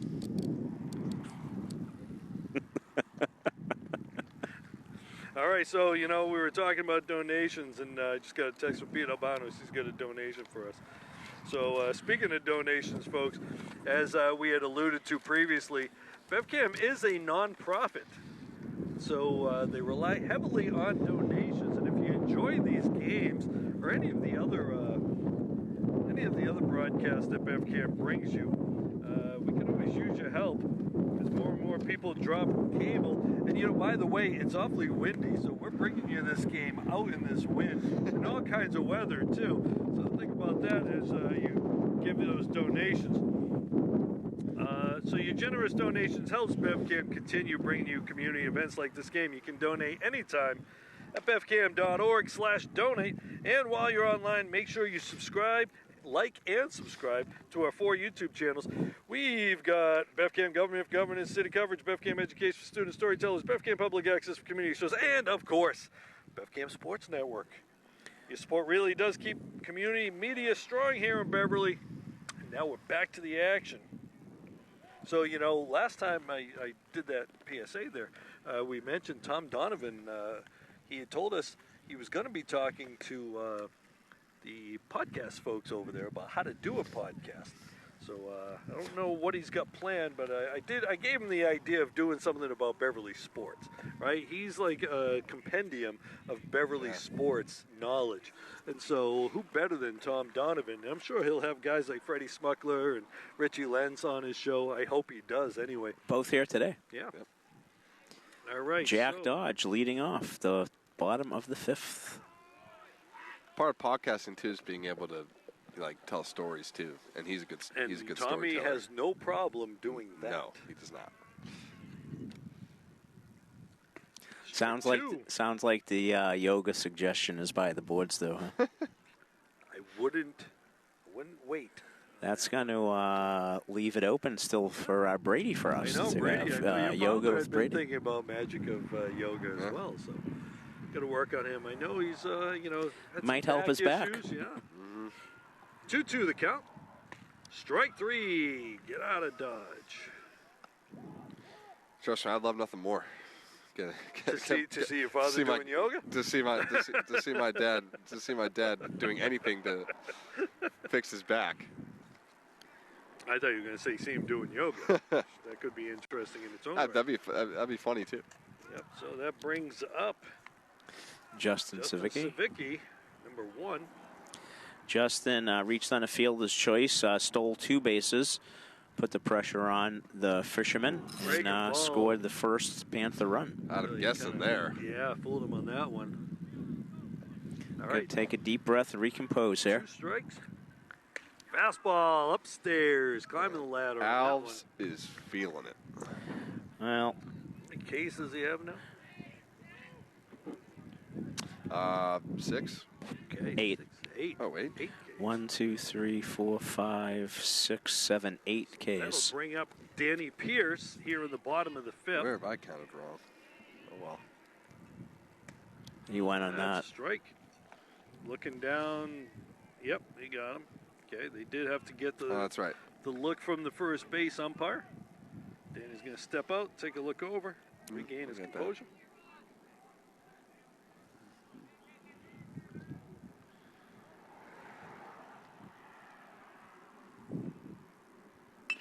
Ground ball, and Alves, just like he's done a couple times, walk it over to end the inning. You know, we also see down at the backstop there, you see Phil Nicastro. He's part of the K-Pan Live squad. He does a lot of sports filming for Gloucester games. So anytime you're interested in Gloucester sports and you want to watch, you can watch them on Facebook on K-Pan Live. Check them out. I mean, Phil's not quite the... No, I still got 8. Yeah, you got 8. All right. You guys get used to it. So Phil's not quite the broadcaster that you 2 guys are, but does a great job over there for K-Pan Live. And I actually We're all in this together. Yeah, and I actually see sitting over next to Jack Dean is Lisa Olson, who also does broadcasting for K-Pan Live. And Lisa was my brother's Little League coach back in the day. Another Little League coach, Bucky Rogers, one of the assistants on the Gloucester squad. Both Gloucester Little League Hall of Famers. Lisa still talks about how she missed out on drafting me in the Little League draft. She was all upset. Trying to carry on the Pirates' legacy. Coach Gentile played for the Pirates, played for Lisa. So it all comes back around full circle. Wow, it sure does. You were sought after? Sought after. In your time? I wound up playing on the Giants, playing for Dickie Oakes and John Basheo. 2 other Gloucester Little League legends. Who'd you play for? I played for my first 2 years, JR. On the Yankees? The Yankees, and then my dad Cubs? coached the Cubs, yeah. Okay, so this brings up Nolan Aiello. That's when they started changing everything around with the Yeah, that's when they reloaded instead of having it. I think that was good, actually. I know some people didn't like that. I think that brought a lot of parity. I do think it had a lot to do with Brendan and Joe Kotwicki being on the same team. Yeah, I'm pretty sure that's 2 right. top 5 draft picks, you know? And then when they broke it up, yeah, you know what? I'm having a flashback to your father getting the word about that, and I got Joe Kotwicki. I remember that. But the funny thing is, with that story, fouls it off. Is I was taking over and being a first-year manager at that level. Always had the White Sox, but I had them in AAA. I got them in majors, and there was a draw, and I got the first pick. And actually, you got the 3rd pick. Because ball down the line. I got the first non. Oh, he misses it. Oh, the runner doesn't go, though. You got the third pick. No, I got the first non-Sun pick. Right, because the first pick you was had the second. The Cubs. Yeah. The second pick was me and the Giants. So. Well, the funny thing is everybody's like, you got Joe Kotwicki. I had no idea who he is. I find Jack Dean, and I go, everybody says I should draft this kid. Should I? I have no idea who he is. All right. Beth is saying, get back to the game at hand. As we see Pep Emerson. 0 for 2. Emerson. 2 flyouts. Shout out Joe Kotwicki. Oh, that's a balk. Yeah, he didn't step off the rubber. Yep. That's what Gentile was talking about earlier. Yeah, I forget which inning, but. Yep. So our second balk of the day. Yeah. Could have been the third. First balk cost Gloucester dearly. Yep. So that puts a runner in scoring position, tying run on second now. Aiello's got good wheels. Emerson's got good power. Nice stop right there by Fisher. Good stop. You know, Teddy Fisher behind the plate, and he plays third base. Pretty versatile out there. Yeah. And he pitches, too. Right. We saw him pitch against Masco. Did a nice job. Actually, we saw him pitch, leave the mound, and come back in the same inning. Yeah, which is allowed. As long as you don't leave the game. Ball inside. I still, when I still pitch and the catcher makes a stop like that, I literally like thank them. when I get the ball back, I'm like, I'd be like, thank you, Teddy, appreciate it. The backstop. Swing and a miss, 2-0 count there. Did not get cheated. 2-1 now. Now breaking ball too. I think he was looking fastball. I don't think we're going to be seeing the runner steal third, although he might have an opportunity if he wanted to. They're holding him, though. They're holding him. Yeah, I think it's also, though, you got to take a glance at him. Yeah. Yep. I'm not sure that he is. If you don't give him the glance, he's going to get himself a good lead. Definitely would score. Takes a look now. Now he doesn't look back, but ground ball foul. Gets back even 2-2. That would have moved the runner to third anyway. 2-2 is the count. 3-2. Beverly lead here in the top of the sixth if you're just joining us. Sweets are close to 70 pitches. He's 3 away.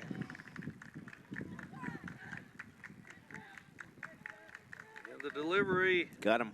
Grooves that in. Beautiful pitch. Wow. Pitch, yeah. That's how to hit a spot right there, Nate. Good job. Okay, I think it's going to bring up Jalen Severino. And Brendan, unless I'm mistaken, that's his first strikeout of the afternoon. Just about to say thing, and I just had an issue counting, and so I was afraid to say it. I was just about to say the same thing. Follows it up. So we have a contrast of styles here with the one pitcher who's pitches to contact, and the other who strikes out a lot of guys. Jalen has flown out to center field and grounded out 5-3 to the third baseman, Jack Dodge. Beverly hoping to pick up an out here with that runner in scoring position, 1 down. Throwing over. And Sweetser on Thursday, he had like 3 or 4 Ks, I believe, or 5 Ks. I want to see. I'm pretty sure he had like at least 3. Could be wrong. Yep. No, he did. Yeah, he struck out 2 in the second inning. It was pretty quick. Yep. Yeah. Delivery, strike. Nothing wrong with pitching contact. That's what I did. Severino was looking to contact that one pretty hard too, but 2 strikes now. Sweetser in the driver's seat on the batter. Aiello doing a little dance over there. You can see the flag out in center. Wind's picked up, yeah. Really picking up. Earlier, it wasn't quite as brisk. Probably hear it in our microphones right now. Absolutely. I can hear it. It's in my ears for sure. Struck him out. The Wow, fastball climbs down the the ladder. Big. What a time for your first 2 strikeouts of the game. Right, absolutely. All right, so that's going to bring up Cade Francis. Cade is grounded out to short and flown out to center. Ball up in the wind right now might be a little dicey for Beverly to corral. Doesn't want the ground ball. The pitch, Francis takes a strike. Sweets are pounding the zone here in the 6th after giving up the base hit to Nolan Aiello. Flirting with danger here. Tie and run on second. Foul ball. Don't hit my car. Oh, they shouldn't have parked there. Oh, we can park there? I thought it was. I know, I thought that was illegal too, but strike 2 to Francis. Hey, don't run me out. Francis' mother, Melissa, taking pictures over there. She's like the team photographer over there. She's like the Mike Rollins of Gloucester baseball.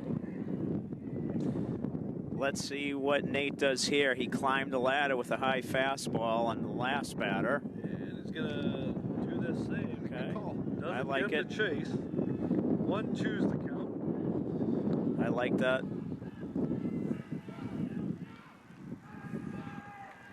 Good plate discipline by Cade. Yep. I'd go for it again. Yeah, I was thinking the same. Let's see if he does. Breaking Nice ball. pitch. Oh my goodness. Boy, that one looked pretty good. 2-2's the count now. I don't know where that missed. I think it might have missed a little outside. Maybe a little high. I'm not sure. I don't know. All right, 2-2. Fastball. That one got him. Up. Nate Sweetser. Strikes out the side, Brendan. Strikes out the side. And Wow. After going Had 5 a innings without a strikeout. strikeout, he struck out the side. Look at that. Broke out the K's when it mattered with the runner on second with no out. Where is he at his pitch count? Around 80? Yeah, he could very well go out the next inning. I'd be sending him out there. Yeah. Well, remember the strike, the pitch count's over 100, so. And what is he, 80 up? 59, 17, 76. Oh, yeah. I mean, he's getting stronger. All right, folks, so, with the winter salt and everything getting all over your car, if you want to wash some of that stuff off, you can drive on down to the middle school. From 1 to 4, the Panthers are doing a baseball program car wash. So 1 to 4 in front of the Beverly Middle School Cabot Street entrance.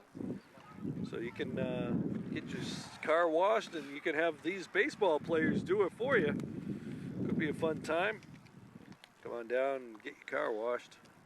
Again, in front of the Beverly Middle School front entrance, Sunday, April 19th, 1 to 4 o'clock. Hopefully they get good weather for that one. Yeah. The old Memorial School. Yep. And now it's just the Briscoe School. No. No? It's called the Beverly Middle School. Beverly Middle School. Yeah, they didn't want to have the battle over Briscoe. That was the official Memorial, name. right? Official name. Yep, okay. Briscoe's Also, my school. if you're wondering about some other stuff to throw on your calendar, the Panthers have senior night on May 15th. That'll be against Peabody. So you can come on down. Senior Day. That's a bittersweet event. Yeah, we don't have lights on the baseball field, so you can't. Won't be a night game. Yeah, bittersweet is for sure. There's no movement on that. Lights on the baseball field. No, I think that with some budget issues, I don't think they're going to be looking at putting lights up anytime soon. J-Ray leads off the bottom of the 6th. All right, so we got a pitching change here. I believe that's is that Pip Emerson we got there, lefty? Can't tell. I think it is. Breaking ball. Pip's number 10, is that right? Pip is number 10. Yeah, that looks like number 10. And just on cue, Pip turned to us so we could have his back. Show the number 10 there. 0-2 the count now. J-Ray takes the pitch. Ball low. Jonathan have an outstanding game at shortstop today. He's made a couple of really nice plays, showcasing that arm. Breaking ball. Wow, inside. You know, Al, I would love to say that Pip is named for Wally Pip. But he's not. But I highly doubt that. But being a baseball player, you might as well just start telling that story. And he strikes him out with a fastball. And the Fisherman unable to get the ball around. This ball gets thrown into left field. Let's try to have it around. That wind is really blowing now. It's a good thing it's 65 degrees outside. No, this was last week. It would have been brutal. So that's going to bring up Charlie Salerno. Salerno's been busy out there in the bases today.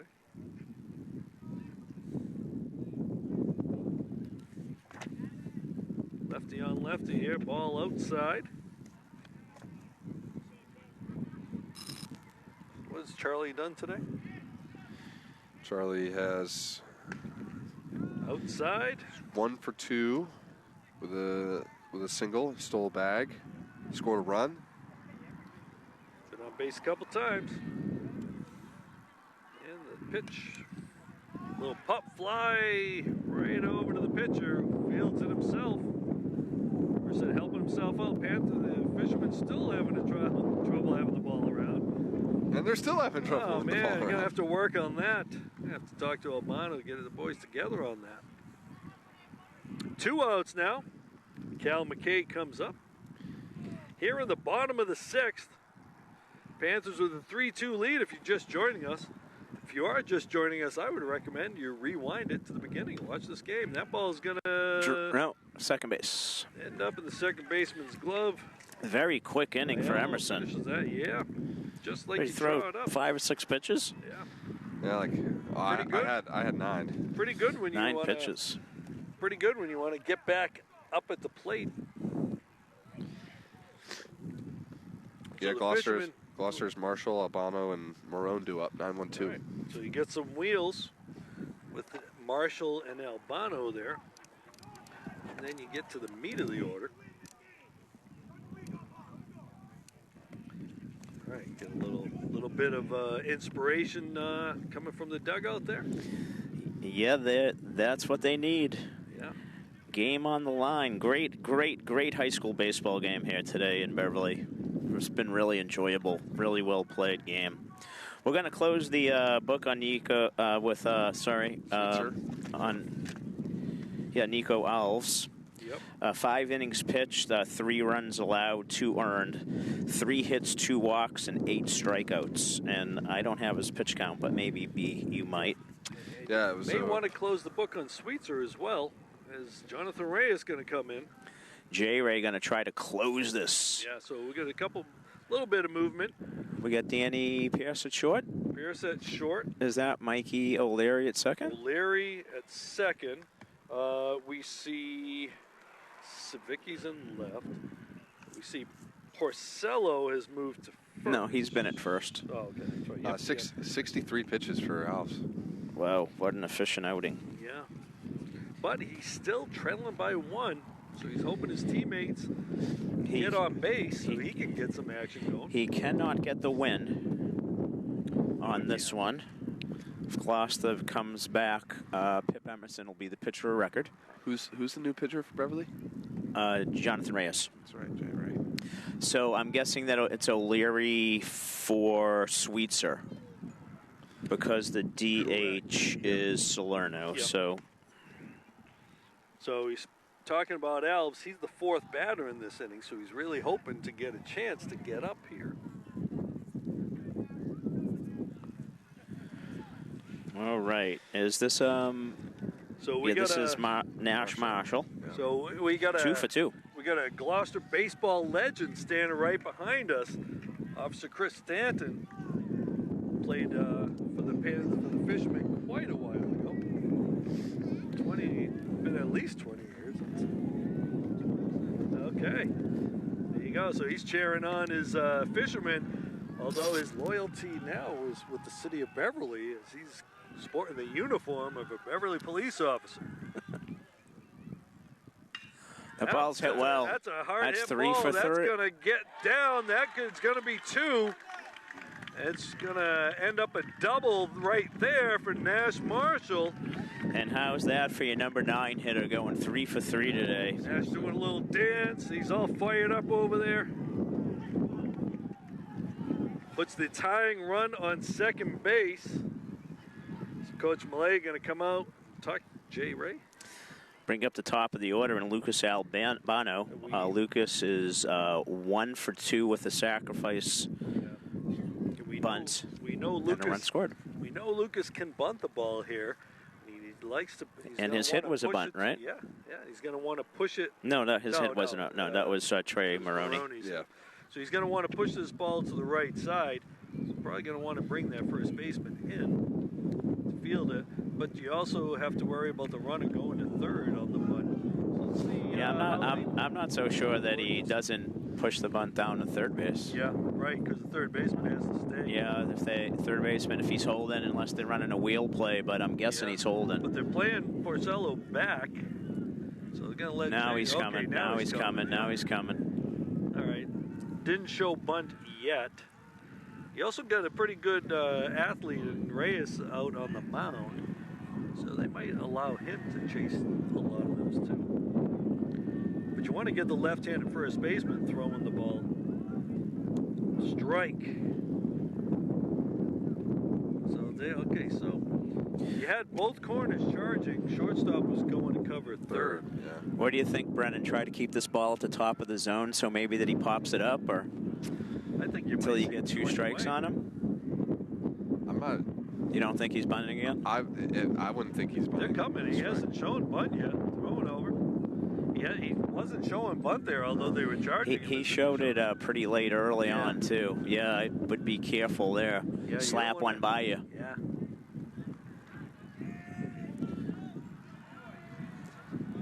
I don't think he's going to bunt. The other thing... if they're going to charge like that, I'd let him swing away. The other thing is, too, was Mikey covering first? Adam was charging. Yeah. Pitcher's not going to get the first base on a bunt.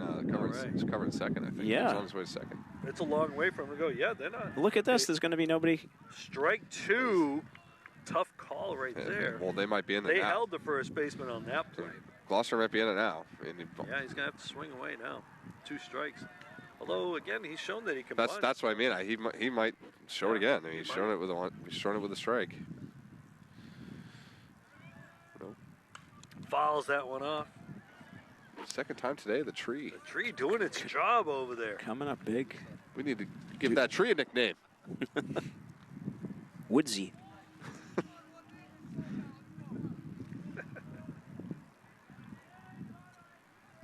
Oh, 2's the count. Gaping hole, right side. Yeah. Not anymore, though. Not anymore. Ball away.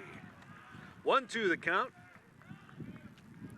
3-2's the score. Get a runner on second after Nash Marshall with a double to center field, right center. Nash making a bid to be moved up in the order with a 3 for 3 out of the 9 hole. Ground ball to second. That'll move the runner. They got him out at first. Good situational hitting by Albano, though. You get the runner over to the third. Yeah, excellent job by Albano. That was his job. Didn't get the bunt down, but was able to get a ground ball to the right side. Nice play by Mikey O'Leary, because that ball was smoked. That was hit hard. Hit very hard. Knocked it down, maintained his composure. And Trey Maroney, who is 1 for 2 with a hit by pitch, base hit, and the run scored. And the base hit was a bunt. So you might see some kind of play here. I don't think so, though, because you got Nico Alves up next. Thrown over. Keeping him honest over there. Infield is in. They want to cut the ball down. Yeah, I think that's the play. I think you have to play the infield here into the 7th inning. No question about it. Fouls That's it a off. cut right there. Although last time they played in, or was that the other side? That was Gloucester playing in. Gloucester was yep. Playing in. That's what you risk. Yeah. But you have to take that risk in the 7th inning. I mean, get the tie-in run right there. Got to, right? Yep. Because if you play back and he hits a ground ball, he scores anyhow. Yeah. Yep. And the pitch. Good pitch. Ooh, beautiful outside pitch. Strike. K would go a long way in this spot. Yeah, you got 1 out, 2 strikes on the batter. Marshall's I wouldn't give him on his anything. toes I wouldn't give looking him for anything pass over the ball. plate. Fly to That's gonna do right. it. That should tie it up. McKay's got an arm on him, but it's going to be a long throw. They're going Why to are you cut it cutting off. Don't cut it. And they got him out on the fly. Sack fly. Nice Gets job. the run in. That's good situational ball right there. You get the guy on second. You hit the ball to right. Get him over. Fly ball. Scores him on the tag. That's good baseball right there, It's for really good sure. baseball. Yeah, hats off to Gloucester battling there. Hats off to Nash Marshall. umpires Seriously, he's scolding MVP of the game if they end up winning. But very excellent situational hitting by Albano and Yeah. Maroney there. And I also want to point out that Coach Gentile was saying that he was a bit under the weather today. So Who's that? Coach Gentile. Or Nash? The coach is. No, the coach. Yeah, Oh, okay. yeah. So he had to make the ride up here on his own while his assistant coaches rode up on the bus. I'm sure he's glad I brought that up. But He rode up here yep. from north of here. You got it, man. He rode down up the line now. Oh, up the line. We've had up this the line. conversation before. 2 strikes on the batter. Takes the pitch. 1-2. 2 outs. I'm trying to grasp it after all these years of, Officer Stanton, it's up the line, right? even though it's He north knows. of Beverly. Yep, that's right. Nice pitch. Struck him him out. out. But we got ourselves a 3-3 ball game going into the bottom of the 7th. J. Ray giving up the 1, but he gets out of the rest of it. So Beverly will have an opportunity to walk it off. We're going to see Teddy Fisher leading it off. Teddy had that big double early in the game, reached with a walk and scored. And we believe that Mikey O'Leary will be pinch hitting for Nathan Sweetser. But I guess Nate could re-enter. It all depends there. Yeah, and then Tom Collins, who's been an RBI machine lately, will have an opportunity. So Beverly looking to get something. Just need one. Yes. But you got to get somebody on. All right, so here we are. It's the bottom of the 7th. Rich Francis along with Al Vistic and Brendan Frost bring you the action right now. It's all tied at 3. Again, if you're just joining us, if you're on YouTube, you just rewind it, watch the whole game. If you're watching on Channel 22, well, then you got to watch whatever it is, but as it is. Speaking of Channel 22 and YouTube, you know, BevCam is a non-profit, and so we rely heavily on donations. I know we're going to get a big donation from Albano Electric. So you can always donate. Go to bevcam.org/donate. Or if you want to bring some cash on down, we'll make sure that the accounting office gets a handle on it. And while you're online, make sure you subscribe and like our 4 YouTube channels. We got BevCam Government and City coverage, BevCam Education for Student Storytellers, BevCam Public Access for community shows, and of course, BevCam Sports Network. Your sport really does help keep the community media strong here in Beverly. Now we're back to the action. Keep an eye out for that podcast too as well. Tom Donovan's Beverly Sports History. It's must see. Or must hear. And the pitch in there, strike 1. Aforementioned Teddy Fisher, 1 for 1 with a walk. Scored a run. Teddy didn't want to lean into that one. No, he was trying to wear it. Yeah, he's not wearing that pad that we saw someone else wear. How did that one not hit him? But the other, because he didn't lean into it. That's why. Because Teddy's not wearing that elbow pad.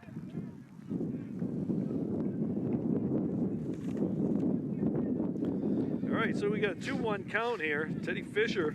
Fisher, by the way, has done a pretty admirable job behind the plate today. Outside. Ball outside. 3-1's the count.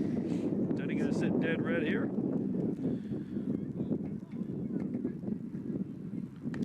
Emerson doesn't wait out on the mound. He's got kind of a he works quick. Guanci, but he moves quick. Oh, here we go. Yeah. He sure does. Fly ball. Albano calls it, and that's 1 out. Yeah, I think part of that at bat there, I don't know if Teddy was ready for that pitch because Emerson moved so quickly. Who's up here? We got Albert Polanco. Is that Albert? Polanco pinch hitting. Step in. He's going to hit in Sweetzer's spot. Sweetser / O'Leary's spot. Foul ball on the curve ball.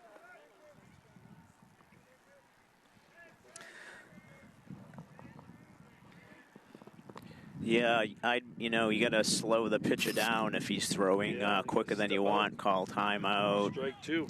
But Albert needs to get his feet set right now because he's not going to wait. That's for sure. Oh, okay. All right, there he goes. Well, one thing, you don't have the pitchers shaking off the catcher, right? I mean, the coach is making the call. They probably say, just throw what we tell you. That's a strike. Yep. It's funny. It's 2 out. Emerson. He's pitching quick, but he's not pitching so quick that he's not getting called for not stopping. He's doing like the bare minimum. You stop for like a half second. Well, you pitching from the windup. You really don't need to stop. Tom Collins looking for his first hit of the day. Strike 2. Oh, I'm sorry. Strike 1. 1-1. 1-1's the count. Thought that last one was a strike.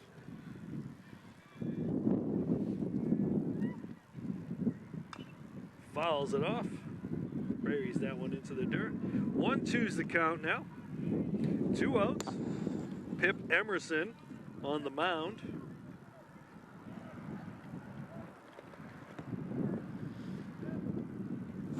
Emerson got the win in the 15-0 defeat of Saugus.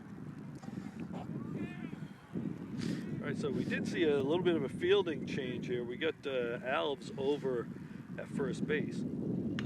Ground ball. Albano makes the play, slings it over to Alves to end the inning. Just like that. And for the second time in the young season, the Panthers are going to be going to extra innings. A little bonus baseball for you folks. And you don't have to pay anything extra for that. Part of your admission ticket. J. Ray going back out to the mound will face the heart of the Fisherman lineup. Marino, Aiello, and Emerson. So Gloucester able to get Nico Alves off the hook for the decision. So he'll get a no decision today. And while we're between innings, folks, just like to close the book on Beverly starter Nate Sweetser. 6 innings pitched, 2 runs allowed, both earned. 5 hits allowed to the Fishermen, a walk, 2 hit batters, and 3 strikeouts, all coming in the 6th and last inning of work. Good day for Nate today. Yeah, pitched well. Good bounce back start. Good bounce back. He pitched very well on opening day.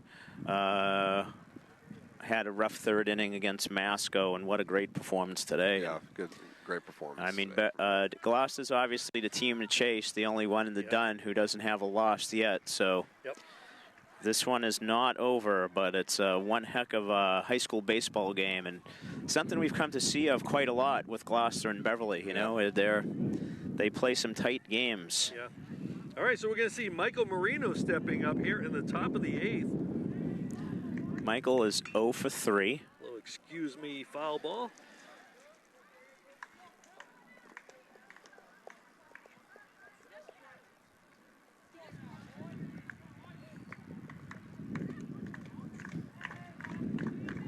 Marino trying to get on base here. Ground ball short. Danny Pierce over at short, and they got him a little long throw in the hole. Very nice play by Danny. Yeah. Danny usually the second baseman, but he moves over to short when Reyes pitches. Doing a nice job over there. And that was a distance throw, too. They had to have some juice on it. Yep. Nice job. Not always easy to move over like that. Well, Danny logged a lot of mileage out on the gridiron throwing the ball. And that ball is foul. Also Nolan Aiello. got some mileage on the court, too. Yeah. Okay, Nolan Aiello up. Second baseman. Fouls that one off. Ooh, right through the gate. Through the gate. 0-2 the count.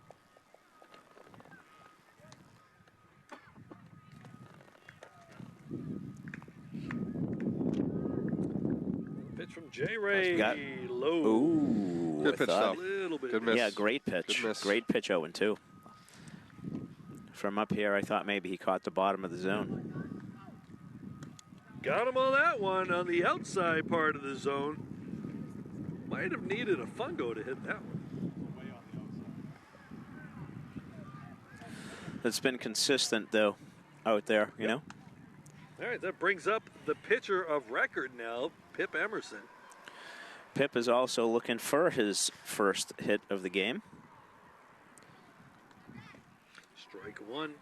It has been consistent out there. He has consistently called that outside half. You know, and I think that's what you need. You know, I mean, you know what's going to be a strike. Yeah, You might not like it. You might not like it, but it's been a strike all day. So. Yep. Strike two to Emerson. It's J-Ray beating him inside there. And he wanted him. Did a little dance right there and held off. Beverly bench letting him know they needed that one. I mean, if the one prior was a strike. If the other one was a strike. 1-2. That ball's in the dirt. 2-2 I like the now. idea that John went back to that outside corner. Yeah. Maybe I would have went. Hey, maybe would have. Yeah. A lot of people behind us thinking that could have been a ring up. 2-2.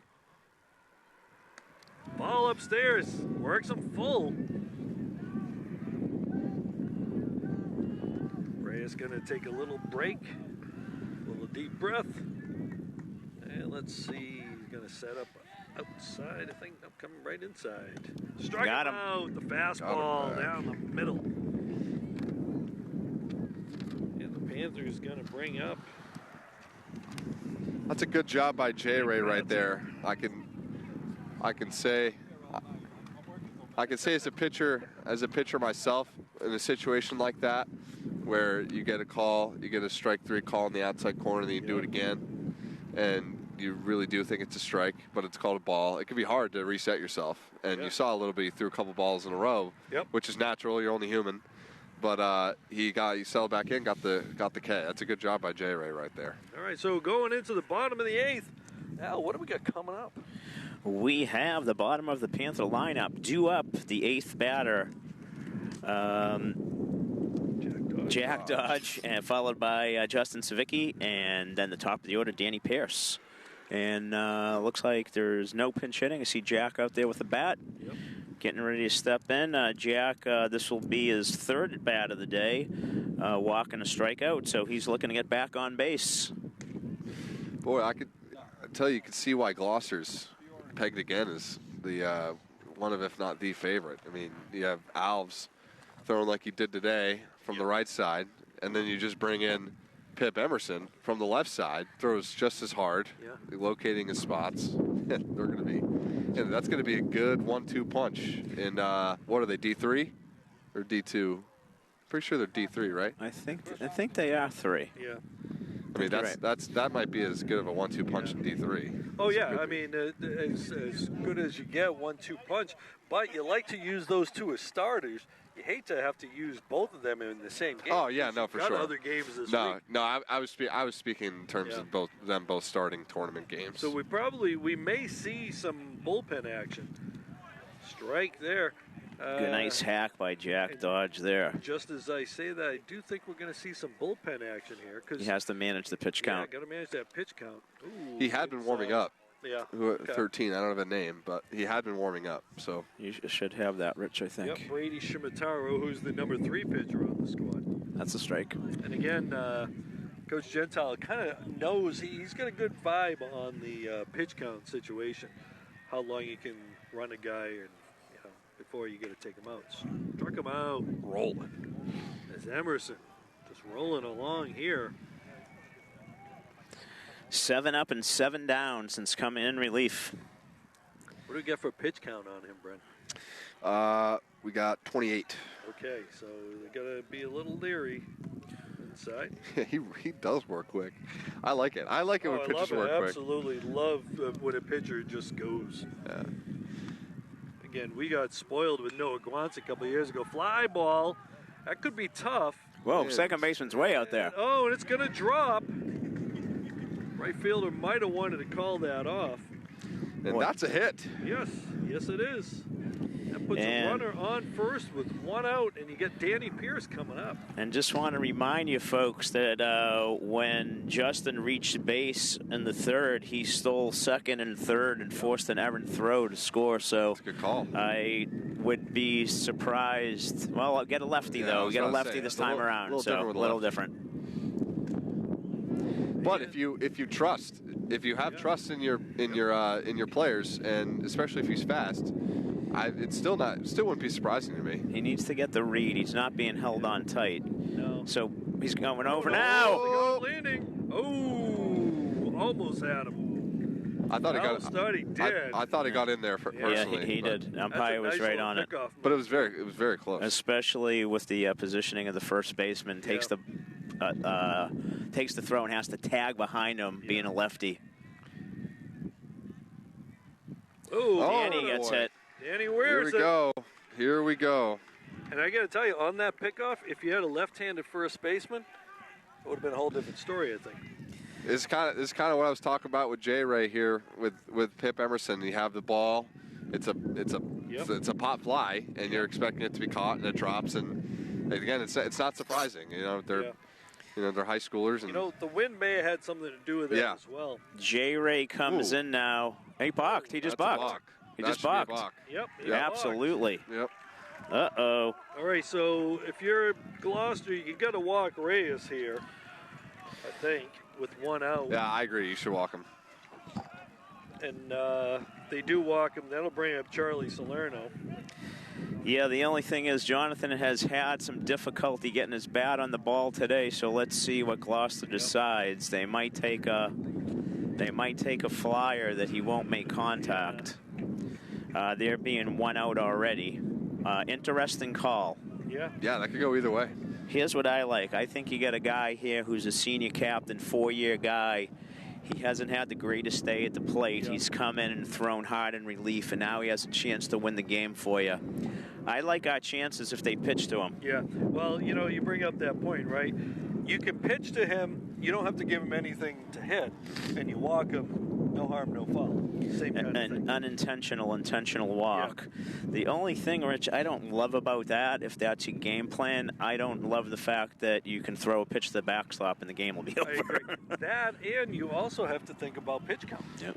I mean, pitch count, at this point, you just, you don't worry about the pitch count. You just piece it all together in the next game. But I'd walk him, personally. Okay.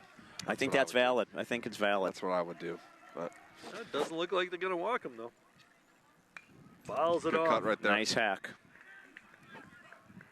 Well, we talked about the 1-2 punch with Alves and Emerson. You put the ball in Emerson's hand as the pitcher, and you say, go at it, kid. Get him out. Ball. Nice job by Maroney. That ball could have got away. You get Savicki on third, who's got good wheels, too. 1-1's the count, 1 out. Yeah, they're not giving him anything good anyway. Yeah, that first pitch was a good pitch. Yeah, so that's true. You can't give him anything good here. Yeah, you gotta work the corners. Yeah. Breaking ball. Almost hit him. Good eye by. It's a great eye. 3-1. You know, the other thing is that you have a lefty up on with Salerno, lefty on lefty. That's why I would have walked him. That's I was saying that, which they might well walk him. They should walk him now. They should walk him now. They should walk him now. 3-1 now, exactly. You should just pitch out. I mean. Or no, I mean you can just say intentional, and you doesn't cost you a pitch. Or not though. He's going at him. That's boy, that Fouls was. it off. I didn't have the greatest viewpoint of it, but that seemed like middle. Yeah. Okay, so now you got a full count. Runners on second and third. You're gonna go after him here. Try to get the strikeout. Yeah. Maybe a curveball. Yep, there it is. And he rung him up. Big strikeout for Pip Emerson to give you 2 outs in the bottom of the 8th. I saw it coming too. The lefty, yeah, you did. You said it just as it relates. That's where I would have went to. I would have went to the curve, and that's where Emerson went to. That was a beautifully executed curveball right there. So 3-2 count. You still got Charlie Salerno with 2 outs. Runners in scoring position. Ground ball, Emerson fields it. We're going to the 9th. Wow. What a great high school baseball game. Seriously. Wow. That was a heck of a strikeout. Yeah, it was. Big play. Pip Emerson coming up. And that's what it's the money pitch. Like that is the situation. Like you talk money pitch and where do you use it? Yeah. That situation right there, that's when you use your money pitch. Full count, second, third, 1 out. And that was perfectly executed. It wasn't even like middle. It was on the inside corner too. He hit the corner. Yeah, I think the best he could hope for there was to foul that off. That was so far in on his hands. It was such a good pitch that even if he decides to swing, he's not going to be able to do much with it. What a relief! Gutsy. What a relief performance. Yep. And speaking of relief performances, J. Ray back there again. Sure thing. He's going to have to flush that at bat and focus back in on doing what he does best, getting outs here. He's going to face 7, 8, 9, which ordinarily sounds like that's what you want, but that number 9 guy's 3 for 3 today. Yeah, that number 9 guy's might as well be the number 3 guy unless we see a pinch hitter, we have Severino, Francis, and Marshall due up for the Fisherman in the 9th. And Rich, I know that you're not keeping score today, but if you were, you'd be starting to get a little bit antsy about having to go to another page because your scorebook run out of innings. They do not make multi-inning scorebooks beyond the 9. So you're going to have to find one of those. I have one that's a 10 that I filled last year. That should be caught. Well, that could be trouble, though. No, Cal McKay's out there. Cal McKay's over there. Okay. Sun doesn't bother him, so Severino will go down with the pop fly to right field. F9 if you're scoring at home, folks. And if you're J. Ray, that's about as good of a start as you could want. Especially, you struck out the last at bat. Like, that makes me feel good if I was out there. 1 pitch, 1 out. Yep. Now we settle in, try to get the next 2. That's going to bring up Cade Francis. Yep, here we go. Ooh. I thought that was a strike, but it was a ball. I think it was a tad high, personally. That's a strike. I don't have the eye that you do, Al. Well, I'm older than you. Been around the game longer. I've had more bats than you in my lifetime. Fouls that off. But you keep playing, Brendan. You'll catch up to me. You're still playing. You're going to have to play for I have to play to your 100, though. Trust me, I want to be exactly like you. 100%. When's the last time someone said that to you, Al? I know. That's be exactly like you. Thanks, Brendan. That's very nice. Playing baseball 2-2. Exactly like you are right now. 2-2's the count. Fouls it off. 45 games last year. That's like I play in 2 men's leagues and I get to I don't even get to 40 when I play in 2 men's leagues. Oh hell, you play in 2 leagues, don't you? Well, now that I said that, I played more than that. Don't hit my car, please. Nice. Nope. Let's go. I said 45. I meant 54. I played on 3 leagues. 3 leagues. Yeah. Including playoffs in all 3 divisions. 2-2's the count here. Finals in 1. To Cade Francis. Francis, another one who played hockey. Got him. Struck him out. Big strikeout for Reyes. Al, I might be calling you in. You need me to play for you? No. 20 and 30 years when I need the name of this league. Okay, so Nash Marshall stepping to the plate.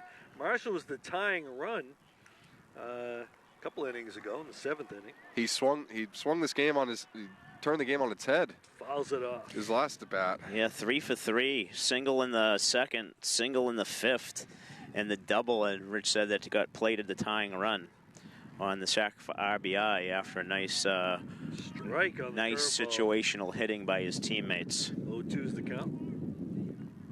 It's a great inning by J. Ray right here. Got to finish it off.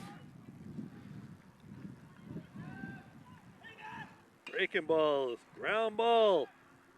Pierce comes up throwing and makes he the held play. on to it and they got him. All right. We're going to the bottom of the 9th here. As Al said, please, let's take care of business. There's only so much room on Let's take care of business right now. I might have to stop doing it and let Al take care of it. All right, we're going to have McKay, Fisher, and we'll see if Polanco bats again. Was O'Leary back at second base? I didn't notice. You know, I think he was. So he must have re-entered. So I think if he re-enters, he's going to have to hit, I believe. Unless they take him out for another pitch hitter. But then you won't have a second baseman. So here we are, bottom of the 9th. My, oh my, overtime. At this point, don't you, if you feel the need to pinch hit for a guy, don't you say, we'll just figure it out after that? Right. Well, someone can play second. We'll figure it out. Well, yeah. I mean, I think you got to have a plan. Yeah. But I got you. I got you. If you think that at bat, outweighs, what you have defensively. Okay, so we got a new pitcher coming in. Can't see the number. Who was the guy warming up before? Is that Brady 13. Brady Shimataro. That is not him. No. That is. I think that might be. Did I see 9? Is that Nolan Aiello, possibly? I believe. Aiello is the second baseman. So now we got to figure out who moved around. I think that's number 9. Yeah, I thought I saw 9. Yeah, because Maroney's 8, so it wouldn't be him. So I think it's Nolan Aiello. Again, he's another one of those guys who's got an arm that the Gloucester could rely on. Cal McKay up for Beverly leading off. This is the spot you're talking about. Senior captain, 9-inning game, 3-3. You want to rely on your senior captain here to get the ball rolling. Get on base any way you can. Walk, base hit. So I think Emerson, how many pitches did he end up throwing? So he's probably going to be pitching on Wednesday. Looks like. Is he under 50? It was. Oh, this is Beverly. Hold on. It was 40. Okay, so he's under 50. So 3 innings. Pitch on Wednesday. 3 innings of relief. 1 hit. No runs allowed. It's a good outing. 4 strikeouts and 1 hit batter. And he was able to. And what doesn't go in this, what won't be said is he's worked around the jam in the last inning. Aiello, pretty much the opposite of Emerson. Emerson, who just moves quick and he's just something coming at you. He takes his time. Takes his time. Got a slow wind up. Nice and deliberate. Ball in the dirt. No one gets away. But nobody on base, so it doesn't matter. 2-1 is the count. Cal McKay is a guy you'd like to get on. Yeah, runs exceptionally well. Yeah, seriously. That's a good point.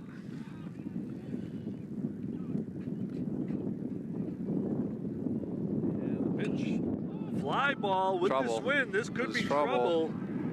And it got it. Wow, that ball hung up. Jude Suter over there making the play. Nice job by Suter. Immediately went back, put the brakes on, and came in for it. Okay, so it looks like we've got Connor Lambert over at second base. Should be Teddy Fisher batting for the Panthers. Yep. Teddy batting from the left side. Fouls that off. He got heads up. Heads up. Okay. Okay. No problem. Quite the Samaritan crowd behind us, trying to help everybody out there. Didn't want to see anyone get hurt. 1 strike now. Inside pitch doesn't hit him.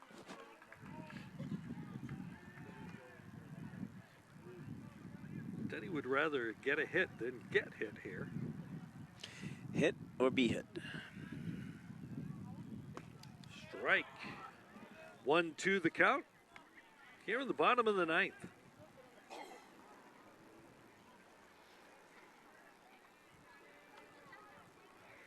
Hello delivers. Fouls that one off. I don't think Teddy liked that pitch, so he just kind of fought it off. It's a nice job, though. That's what you need to do.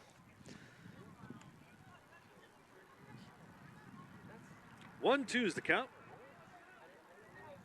And the pitch from Aiello. Fly ball. Way up in the air. Infield fly. Albano calls it, and he reels it in. And with Albano Hutton, they still can't connect on having it around. I think we know what they're practicing tomorrow. And this will be Mikey O'Leary this time, who did re-enter and is now our second baseman. Okay. 2 outs. Bottom of the 9th. No runners on. Mikey O'Leary steps to the plate. Nolan Aiello on the mound. Delivers. And he drops the bunt down. Can't get it down the line. And he got him out. Trying to bunt for a hit. Try to catch him sleeping. But nobody's surprised. And that brings us to the 10th inning. Man. So, if you look at the scoreboard, which you can't see right now, it's just got a 0 inning. The scoreboard's not equipped for this many innings. Rich, am I remembering correctly that in one of the last seasons, last year or the year before, it went to so many extra innings that it had to be finished on another day, and then they went up to Gloucester and then had to finish it there and or something, and came down here. And that happened. That happened my sophomore year too. Yep. That's right. Maybe that is what I'm thinking of. Because Ian would have been playing. No, it was against Gloucester. It was my sophomore. Oh, okay. My sophomore year. It may happen in one of Ian's years. It definitely happened with Gloucester, right? Yeah, it got dark, and so they couldn't continue to play. So they had to finish it down in Gloucester. Then come here. There you go, down in Gloucester. Down the line. Yeah, up the line. So it's up the line both ways? No, this way's up the line. Gloucester down the line. Yeah. We don't really say. We don't really say down the line. Down the line's not a thing. Yeah, I know. Up the line is. I remember my sophomore year. We played Swampscott, and it was like this. It was 3-3, and it went after the 9th inning. We had to call it because it wasn't a beautiful day out like this. It was cloudy, and we had to resume it a couple days later, and it went another 6 innings. It was final 15, I believe. Wow. Walk off by Connor Hanlon. Connor Hanlon. Don't want to forget my jacket. So this is Lucas Albano. Albano. That's right, Albano. Okay, so Albano started this game. Lucas is officially 1 for 3 with a sacrifice bunt. Ball outside. Jay Ray still on the bump for the Panthers. How many innings you guys think until it could be called? Got plenty of sun. I'm thinking maybe at least. Is it even 6:30? I think it's like 6:40. 6:35. Yeah. Yeah, we've got plenty of time. Yeah. We'd prefer it didn't go much longer, but 1-1 the count. I'm BR all day. Strike. 2-2. It'll be interesting to see if Jay Ray kind of runs out of gas here, who the Panthers might go to. That's a good question. Because they have games on Wednesday and Friday as well. Foul ball. That's going to be out of play. Hustle by Porcello and O'Leary. O'Leary is going to run through the fence there. I would say that Polanco's probably not available, right? Because he pitched on Saturday. I'm thinking on 2 days rest, I'm maybe. I'm thinking And I'm thinking that maybe Dunleavy's pitching one of the games. Yeah. Starting one of the games this week. Struck him So out. Strike one. might not strike be three. might not be an issue. Yeah. Well, the other thing is, again, with the pitch count situation, you could bring in a guy, 25 pitchers or whatever, 24, and then pitch him on Wednesday. Trey Maroney up. Even more. Ball outside. Trey singled and scored a run in the first, hit by a pitch in the third, flew out to left in the fifth, and had the game-tying RBI with the sacrifice fly to right in the seventh. Out of play. So he's had a very productive day for himself at the plate.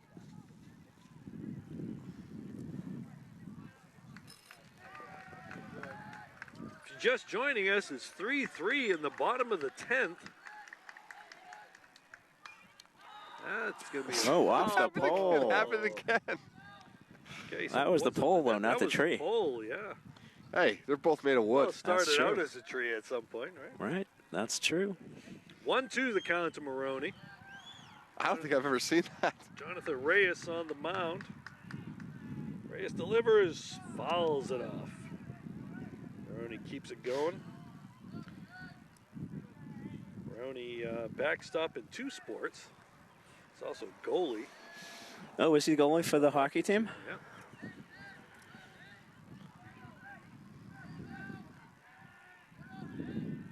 And the pitch. No. Oh, wow. away. That is unfortunate. And through the hole in the backstop. Oh, is that unfortunate? Goes down as a strike, That but is the runner unfortunate, ends up man. on first. What's called a drop third strike, but didn't have a chance to really catch it. There is a gap there in the fence. You know, I was just going to mention, Rich, that in the Masco game, there was a warm-up pitch that came through the fence and almost hit a spectator. Yep. And it was almost that same scenario there, except it was to this side of the home plate. All right, so Austin Bush is going to come in to run for Maroney. That brings up Nico Alves. Nico has reached via walks and hit batters today. Let's see if they're going to send him. Nope. Ball up. The runner goes to second anyway, so now you get a runner in scoring position with 1 out. Nico Alves just looking to get the ball out of the infield here to drive in that run. I mean, the fly ball wouldn't do it, but fly ball to deep center or to right could get the runner moving. Tacking up, strike. 1-1 the count.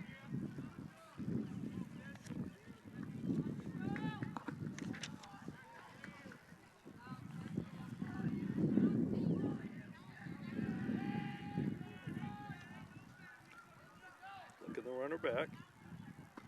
Strike pitch. 2. He's attacking him. Reyes is a lively fastball. Yeah, we've seen his arm showcased with his throws from the hole. Yeah. Doesn't always translate to pitching from the mound, but Does here. Struck him out high and tight. 2 outs. It's going to bring up Michael Marino. Michael reached on a fielder's choice with an RBI in the first inning, and then has favored hitting balls to the shortstop since then.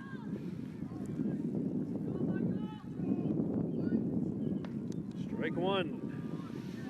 Jerry looks like he's rearing back and throwing a little extra gas there. And Gloucester looks like they're kind of rearing back. Yeah. Trying to really get a hold of one. Strike 2. I mean, Alves and Marino, they both had very, very lively cuts. 0-2 is the count. Now, I'll tell you one thing that could come into play is that sun in the first baseman's eyes on a ground ball. Like to see him elevate here. Got him. Wow. Struck him Jonathan out. Reyes.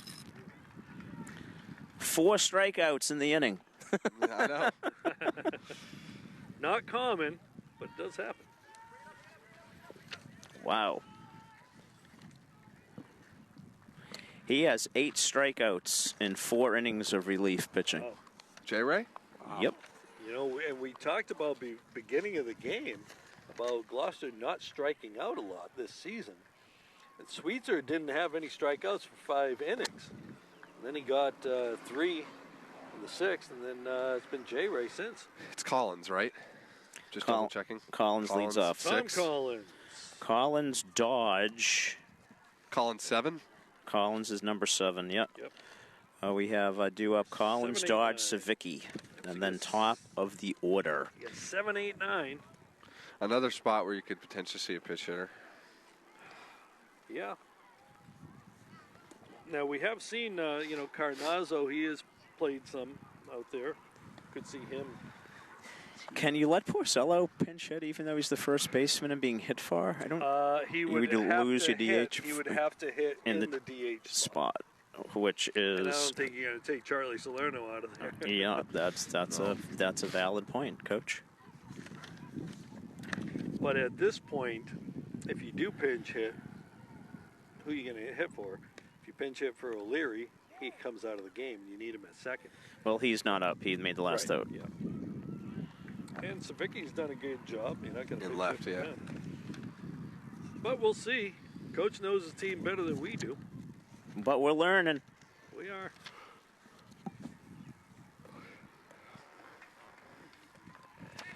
All right, so we got Tom Collins. Still haven't been able to figure out the joke with that one yet. Don't want to make any alcohol references. Yes, no. All right, come on, Tom. Give us a runner. Fly ball. Could be Fly trouble. It was trouble previously, and they got it.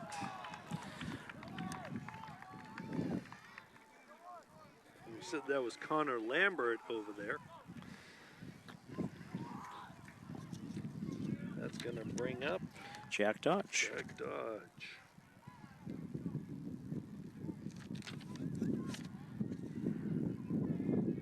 Pitch to Dodge. There we Dodge go. gonna get himself a base hit. Where that is. Run into the first baseman. Okay. That's what I would have done. I know. I would have made that turn and run right into him and get interference and get second base. So that puts a runner on first.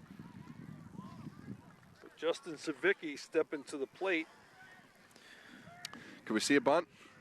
I don't know, with 2 outs? One You out. think? Only one. 1 out, I mean? I'm sorry. Savicki I'm swinging a decent bat. Let's see. What's he done? Got to flip backwards. I know he scored. Stole base. Stole 2 bases.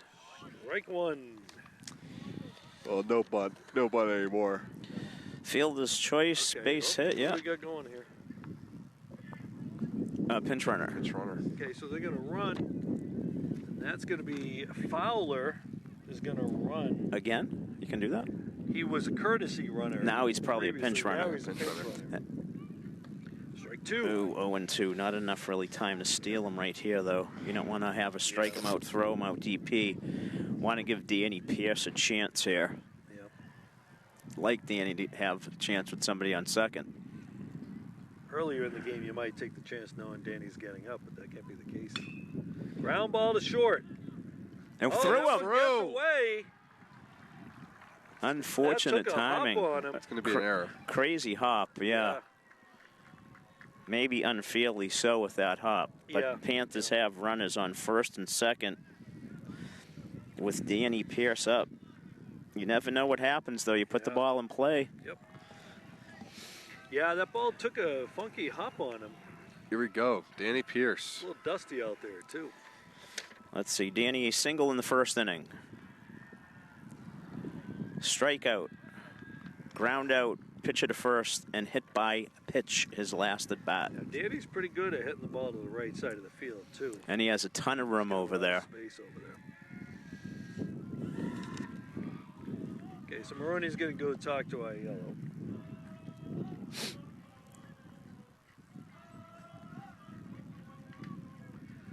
The Beverly bench voicing the Seven Nation Army by Jack White, or the White Stripes, excuse me. Which has become a sports anthem. It's replaced Rock and Roll Part 2 by Gary Glitter. as the preferred stadium anthem, with good reason. He what? Well, Gary Glitter got arrested for something inappropriate. Okay. So a lot of teams did away with that song. Good take there by Danny. Yep. That was close. Ball. Ooh. Strike. No. Boy. That's we were tough talking pitch. about consistency. Well, he could be getting no longer consistent. He could be getting tired. It is the 10th inning. I'm being a homer. That was a ball. Okay. It's clear. Pierce ground ball to third. Albano steps, throws, double play. Lucas Albano, he's as solid as they come over there. And that's exactly where you want the ball hit, to a guy who's ready to make a play at any point. Wowzer. 5-3 double play. Dang. Now, Lucas did benefit from a nice hop.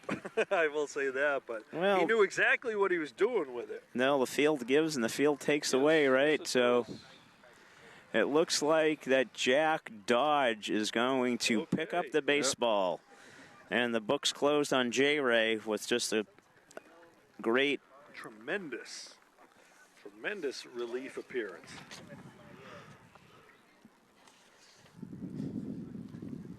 We have Aiello.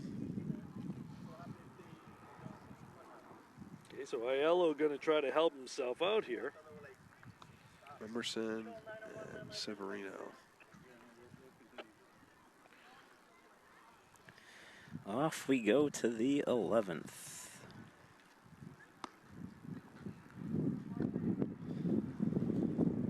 Dodge looks like he's got a decent fastball there. We saw Jack get the win in the first game of the season against Danvers. Yep. Struggled a little bit against Masco, was in and out a couple times, him and Teddy Fisher. Bouncing back and forth there a little bit.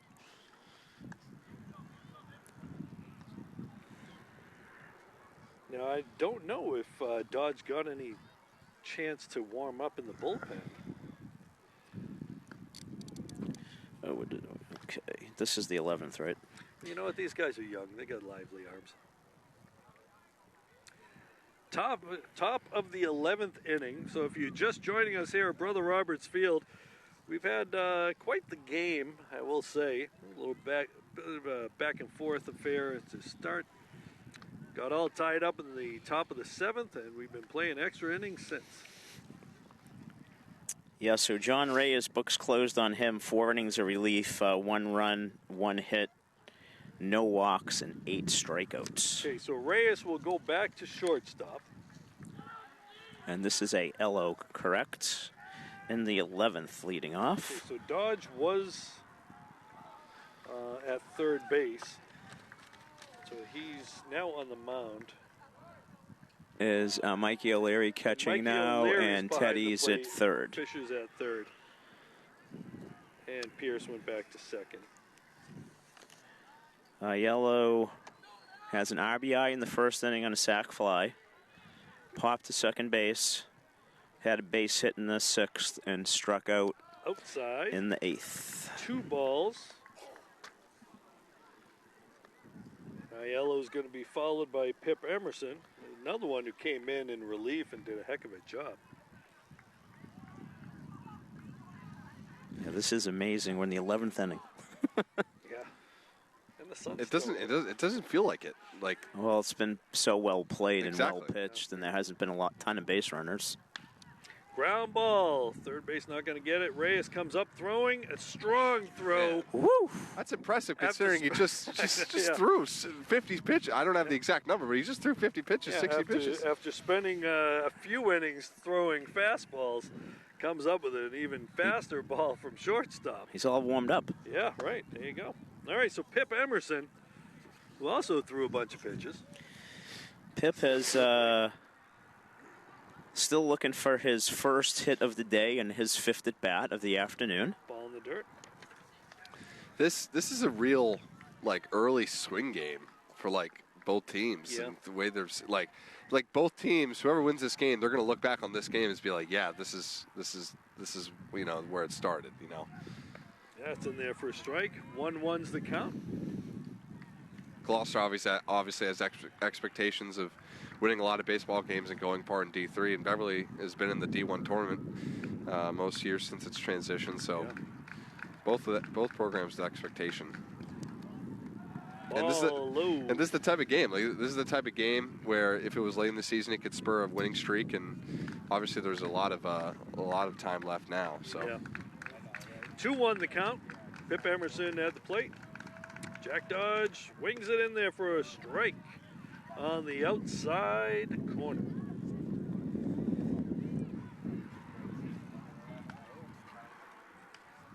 Two-two's the count. And the pitch. Struck him out. Ooh, that was a generous call. That's a nice job by O'Leary framing that, pulling that ball in. That ball was a couple inches, maybe even more off the plate. That was the ball, and Emerson's not happy, but I mean, it has been a strike. Yep. Minus one or two times. 85% of the time it's been a strike. It's been a strike. Let's see. That brings up Severino. But takes a strike. I don't blame Emerson for being mad at that. That was a ball. They say if it's close, you got to swing. Yeah. I don't know if it was close. That's the thing. That's going to smash. Down the line.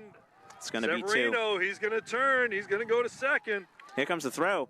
You got a shot at him. Oh, it didn't go through. Cut it off. All right. Severino showing that speed. Ends up with a double. And that's going to bring up Cade Francis.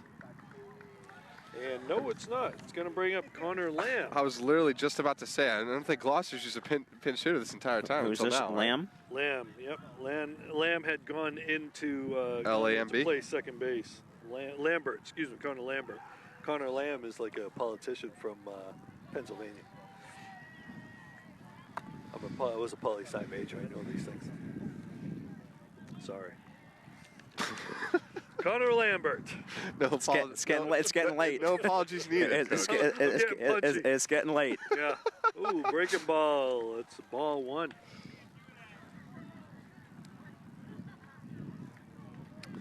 Here we go. Okay, so Lambert came in to play second base. One hit. That's all Gloucester needs. One hit. Or misplay. Looking him back. Severino's got speed. You got to worry about him out there. But you also got to worry about the guy at the plate. Yeah, I think with 2 outs, you just got to focus in on the batter. Yep. You don't want him to steal third on you, but you want to go after the batter here. Strike. That's a strike. 1-1 the count.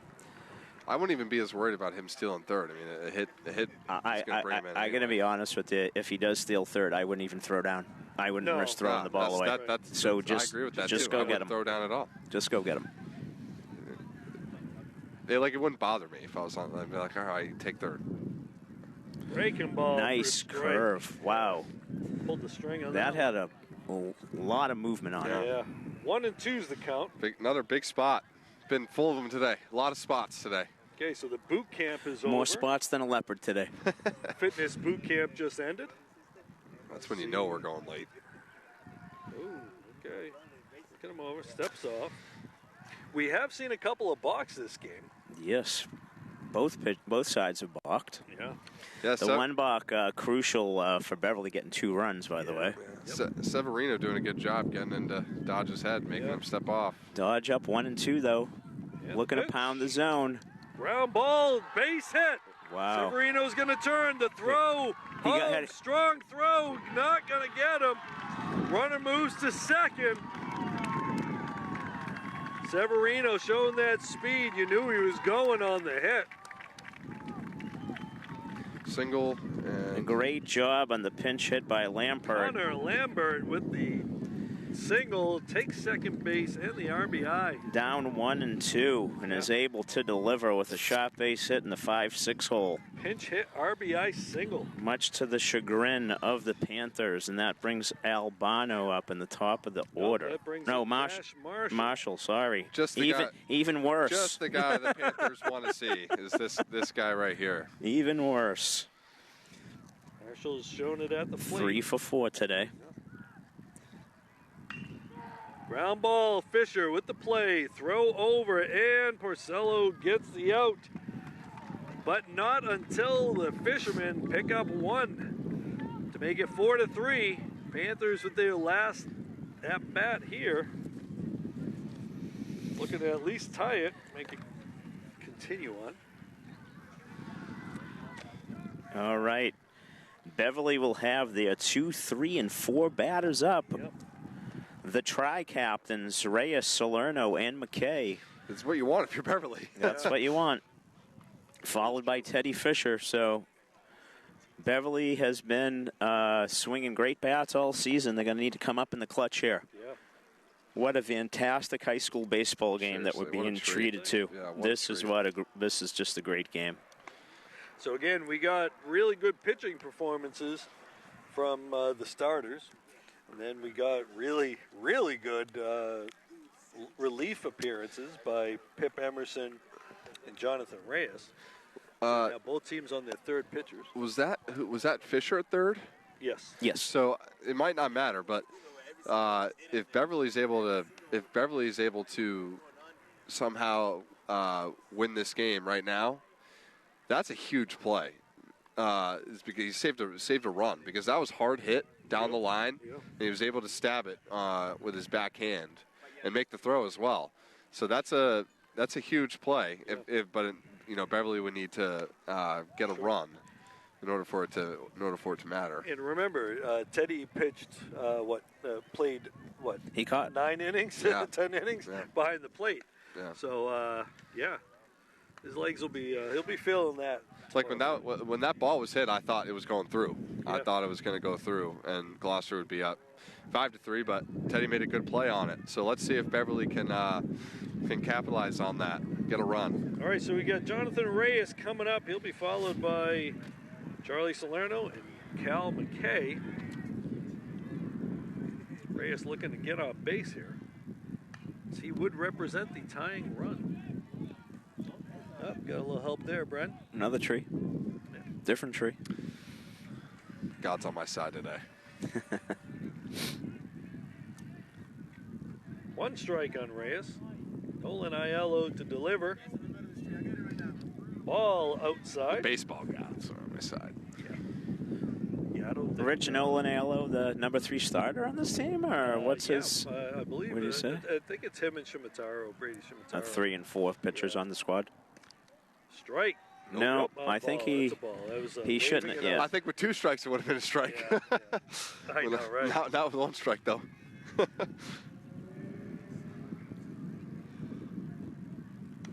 Fouls that off, make it 2-2. They just missed. They've had those types of cuts. 2-1. They've just missed. Gloucester pitcher's doing a good job throughout this whole game. You think he's setting up? It's gonna. I don't know. The ball outside, try to get that pitch. Nope. Down. Full count. Here we go. J. Ray, redemption. He's had a rough day. Let's see if we can get a hit right here, or a walk. Walk would do just the same as a hit would. Another pitch. There we go. And he got himself a base J. Ray. hit. All right, so that's going to put the tying run on first base. That'll bring up Charlie Salerno. That's what you want out of a senior captain right there. He's had a tough day at the plate, but when Beverly needs it, gets able to get on, base hit, right through the third and short gap. Okay, so we're coming up on 7 o'clock. The sun's getting low, coming along the golden hour here. The lights will be coming on Frank 40 Field soon, I believe. But not on Brother Roberts Field, because we don't have lights on That's Brother okay. Roberts Field. We usually don't play 11 innings either. That's true. That's a That fly ball to left. That's going to be trouble. And he drops it. Reyes going to go to third. Oh, he's in there. He's safe at third. That's an error, left field. Okay, so that's going to put the tying run on third, the winning run on second with Cal McKay. All right, now what do you do here? Do you walk him to load the bases? The same situation as before. Yes, I do. I would. Set up the only I don't even think about it. Well, he's the four-hitter. He's the four-hitter. The only thing is you don't give your pitcher a room for a walk. Yeah. And it is the tying run, not the winning run on So third. I guess if I'd be looking at how many walks they've had today, but yeah, that's true. But okay, so it looks like they're going to play for an out. I would walk him. I'd walk him. With Salerno on third, he's got speed. Pop Oh, fly, man, they might get bailed infield out. fly. That could be a problem. It's not an infield fly. Oh, nice catch. Albano making the call. Again, someone's got to take charge. It's your captain, Lucas Albano, who does it. Bailout right there. That's a bailout. Okay, Teddy Fisher. Okay, so by not walking him, it worked. It did. Let's see if it happens here. I'd still walk him You right still now. got an open base, so you can pitch around the guy. Ball inside. Now, again, that sun is starting to get low. That could come into play here. Although the field looks like it's covered All in shade, yeah. I think it's in our eyes. We're the only guys that have it in their eyes. Right, because we are up higher. Ground ball, going to look him back. Reyes not going. They got the that's out. tough. That is brutal. Nice play by Yellow. And that's gonna circling it, looking at the guy. Now you don't have to walk a guy. Nope. We have a pinch hitter now. That's going to bring up Peter Carnazzo. Carnazzo's going to hit for O'Leary. For O'Leary, that would mean O'Leary's been hit for twice. So he's out of the game. Yep. So that would put Fisher back behind third. Behind the plate if it gets to it. All right, so Peter Carnazzo pinch hitting with 2 outs. Runners on second and third. The bottom of the 11th. Panthers down 1. Just looking to tie it here. Big spot for the junior lefty. Huge spot. He's been sitting for 11 innings, and here he comes. Timeout. Whoa. Wow, that's a late timeout. Right in the middle. I don't know. Did Carnazzo must have been the one to call it, but I'm not sure. Boy, that's awful. That's awful late. Okay, not a balk though. Timeout was called. Strike one. Okay, I think that's a good job coming off the bench, looking at a pitch, just getting a feel for it. Now you want to be aggressive here. Don't want to get down 0-2. Nolan Aiello on the mound. Going to Peter Carnazzo. Ball high. If Carnazzo reaches, Tom Collins will be stepping to the dish. You just got to put it in play. You got to make the fielders make a play. Strike 2, ball down low. 1-2 is the count. Runners on second and third. You also got to be worried about a pass ball. This is where it helps to have a catcher like Maroney back there who's been doing it for a while at the varsity level.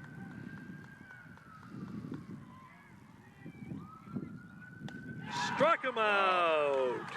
Nolan Aiello coming in. Masterful performance in 11 innings. Gloucester Fisherman 4. What a game, man. Beverly Panthers 3. What I'm going to let game. you guys tally up some stuff. As we kind of look at all this that we saw, we got really good pitching. We got timely hitting when it was necessary. Jalen Severino with the winning run off the single from it was the pinch hitter, correct? Connor Lambert. So we saw a lot of baseball today. We saw a lot of stuff. We saw box. We saw pinch hit, big time runs, all kinds of stuff. We saw some great pitching. Yeah, seriously. Both teams used 6 pitchers, and most of those innings were scored early. So there you have it, folks. All right, so as you guys take a look at it, we know what do we got for who are the big RBI guys? I can only go so fast. I know. I'm looking too. Okay, the RBIs for Gloucester Fisherman. We have an RBI for Michael Marino, an RBI for Nolan Aiello, and who had that? Connor Lambert had the big RBI. Maroney, coming in. sack fly. Coming in late in the game. Lambert wasn't a pitcher. Right, and the Maroney sacrifice fly to tie the game was a big one as well. Okay. And Beverly, the big hit there by, who was that hit the ball that got Bobble knocked into? That was Nate Sweetser, the starting pitcher. That's right. Had the RBI there, and Beverly was able to get that 3-2 lead. Yeah. They had a couple runs reach on errors. Yep. Yeah, Savicki scored on an error. We gave that an error with the throw that went into left field. And Teddy Fisher scored when that ball was bobbled from second base. Great pitching all around. Sweetser, Reyes. Tough heartbreak loss for the Panthers. Brennan, as you said, one of those defining games, even though it's in April here. Yeah. I think we'll probably look back and talk about this one. Hopefully it fuels the fire for the Panthers. They get a lot of baseball this week against some quality opponents in Marblehead and Swampscott. Yeah. So they're not going to be able to brood about it. Back to work tomorrow. And on Wednesday, we'll see you here against the Marblehead Magicians. Yep, there you go. All right, so once again, folks, the Panthers go down in 11 innings, 4-3 to the Gloucester Fishermen. And I'll be talking to a few of those guys at school tomorrow. I'm Rich Francis, along with Al Visnick and Brennan Frost. Oh, and our lovely camera person, Beth Francis, who's right here behind us, and Peter Bartholomew. Working in the booth, we had Matt Faletra and John McMahon, crew chiefs. We'll see you later. Good night. Good night.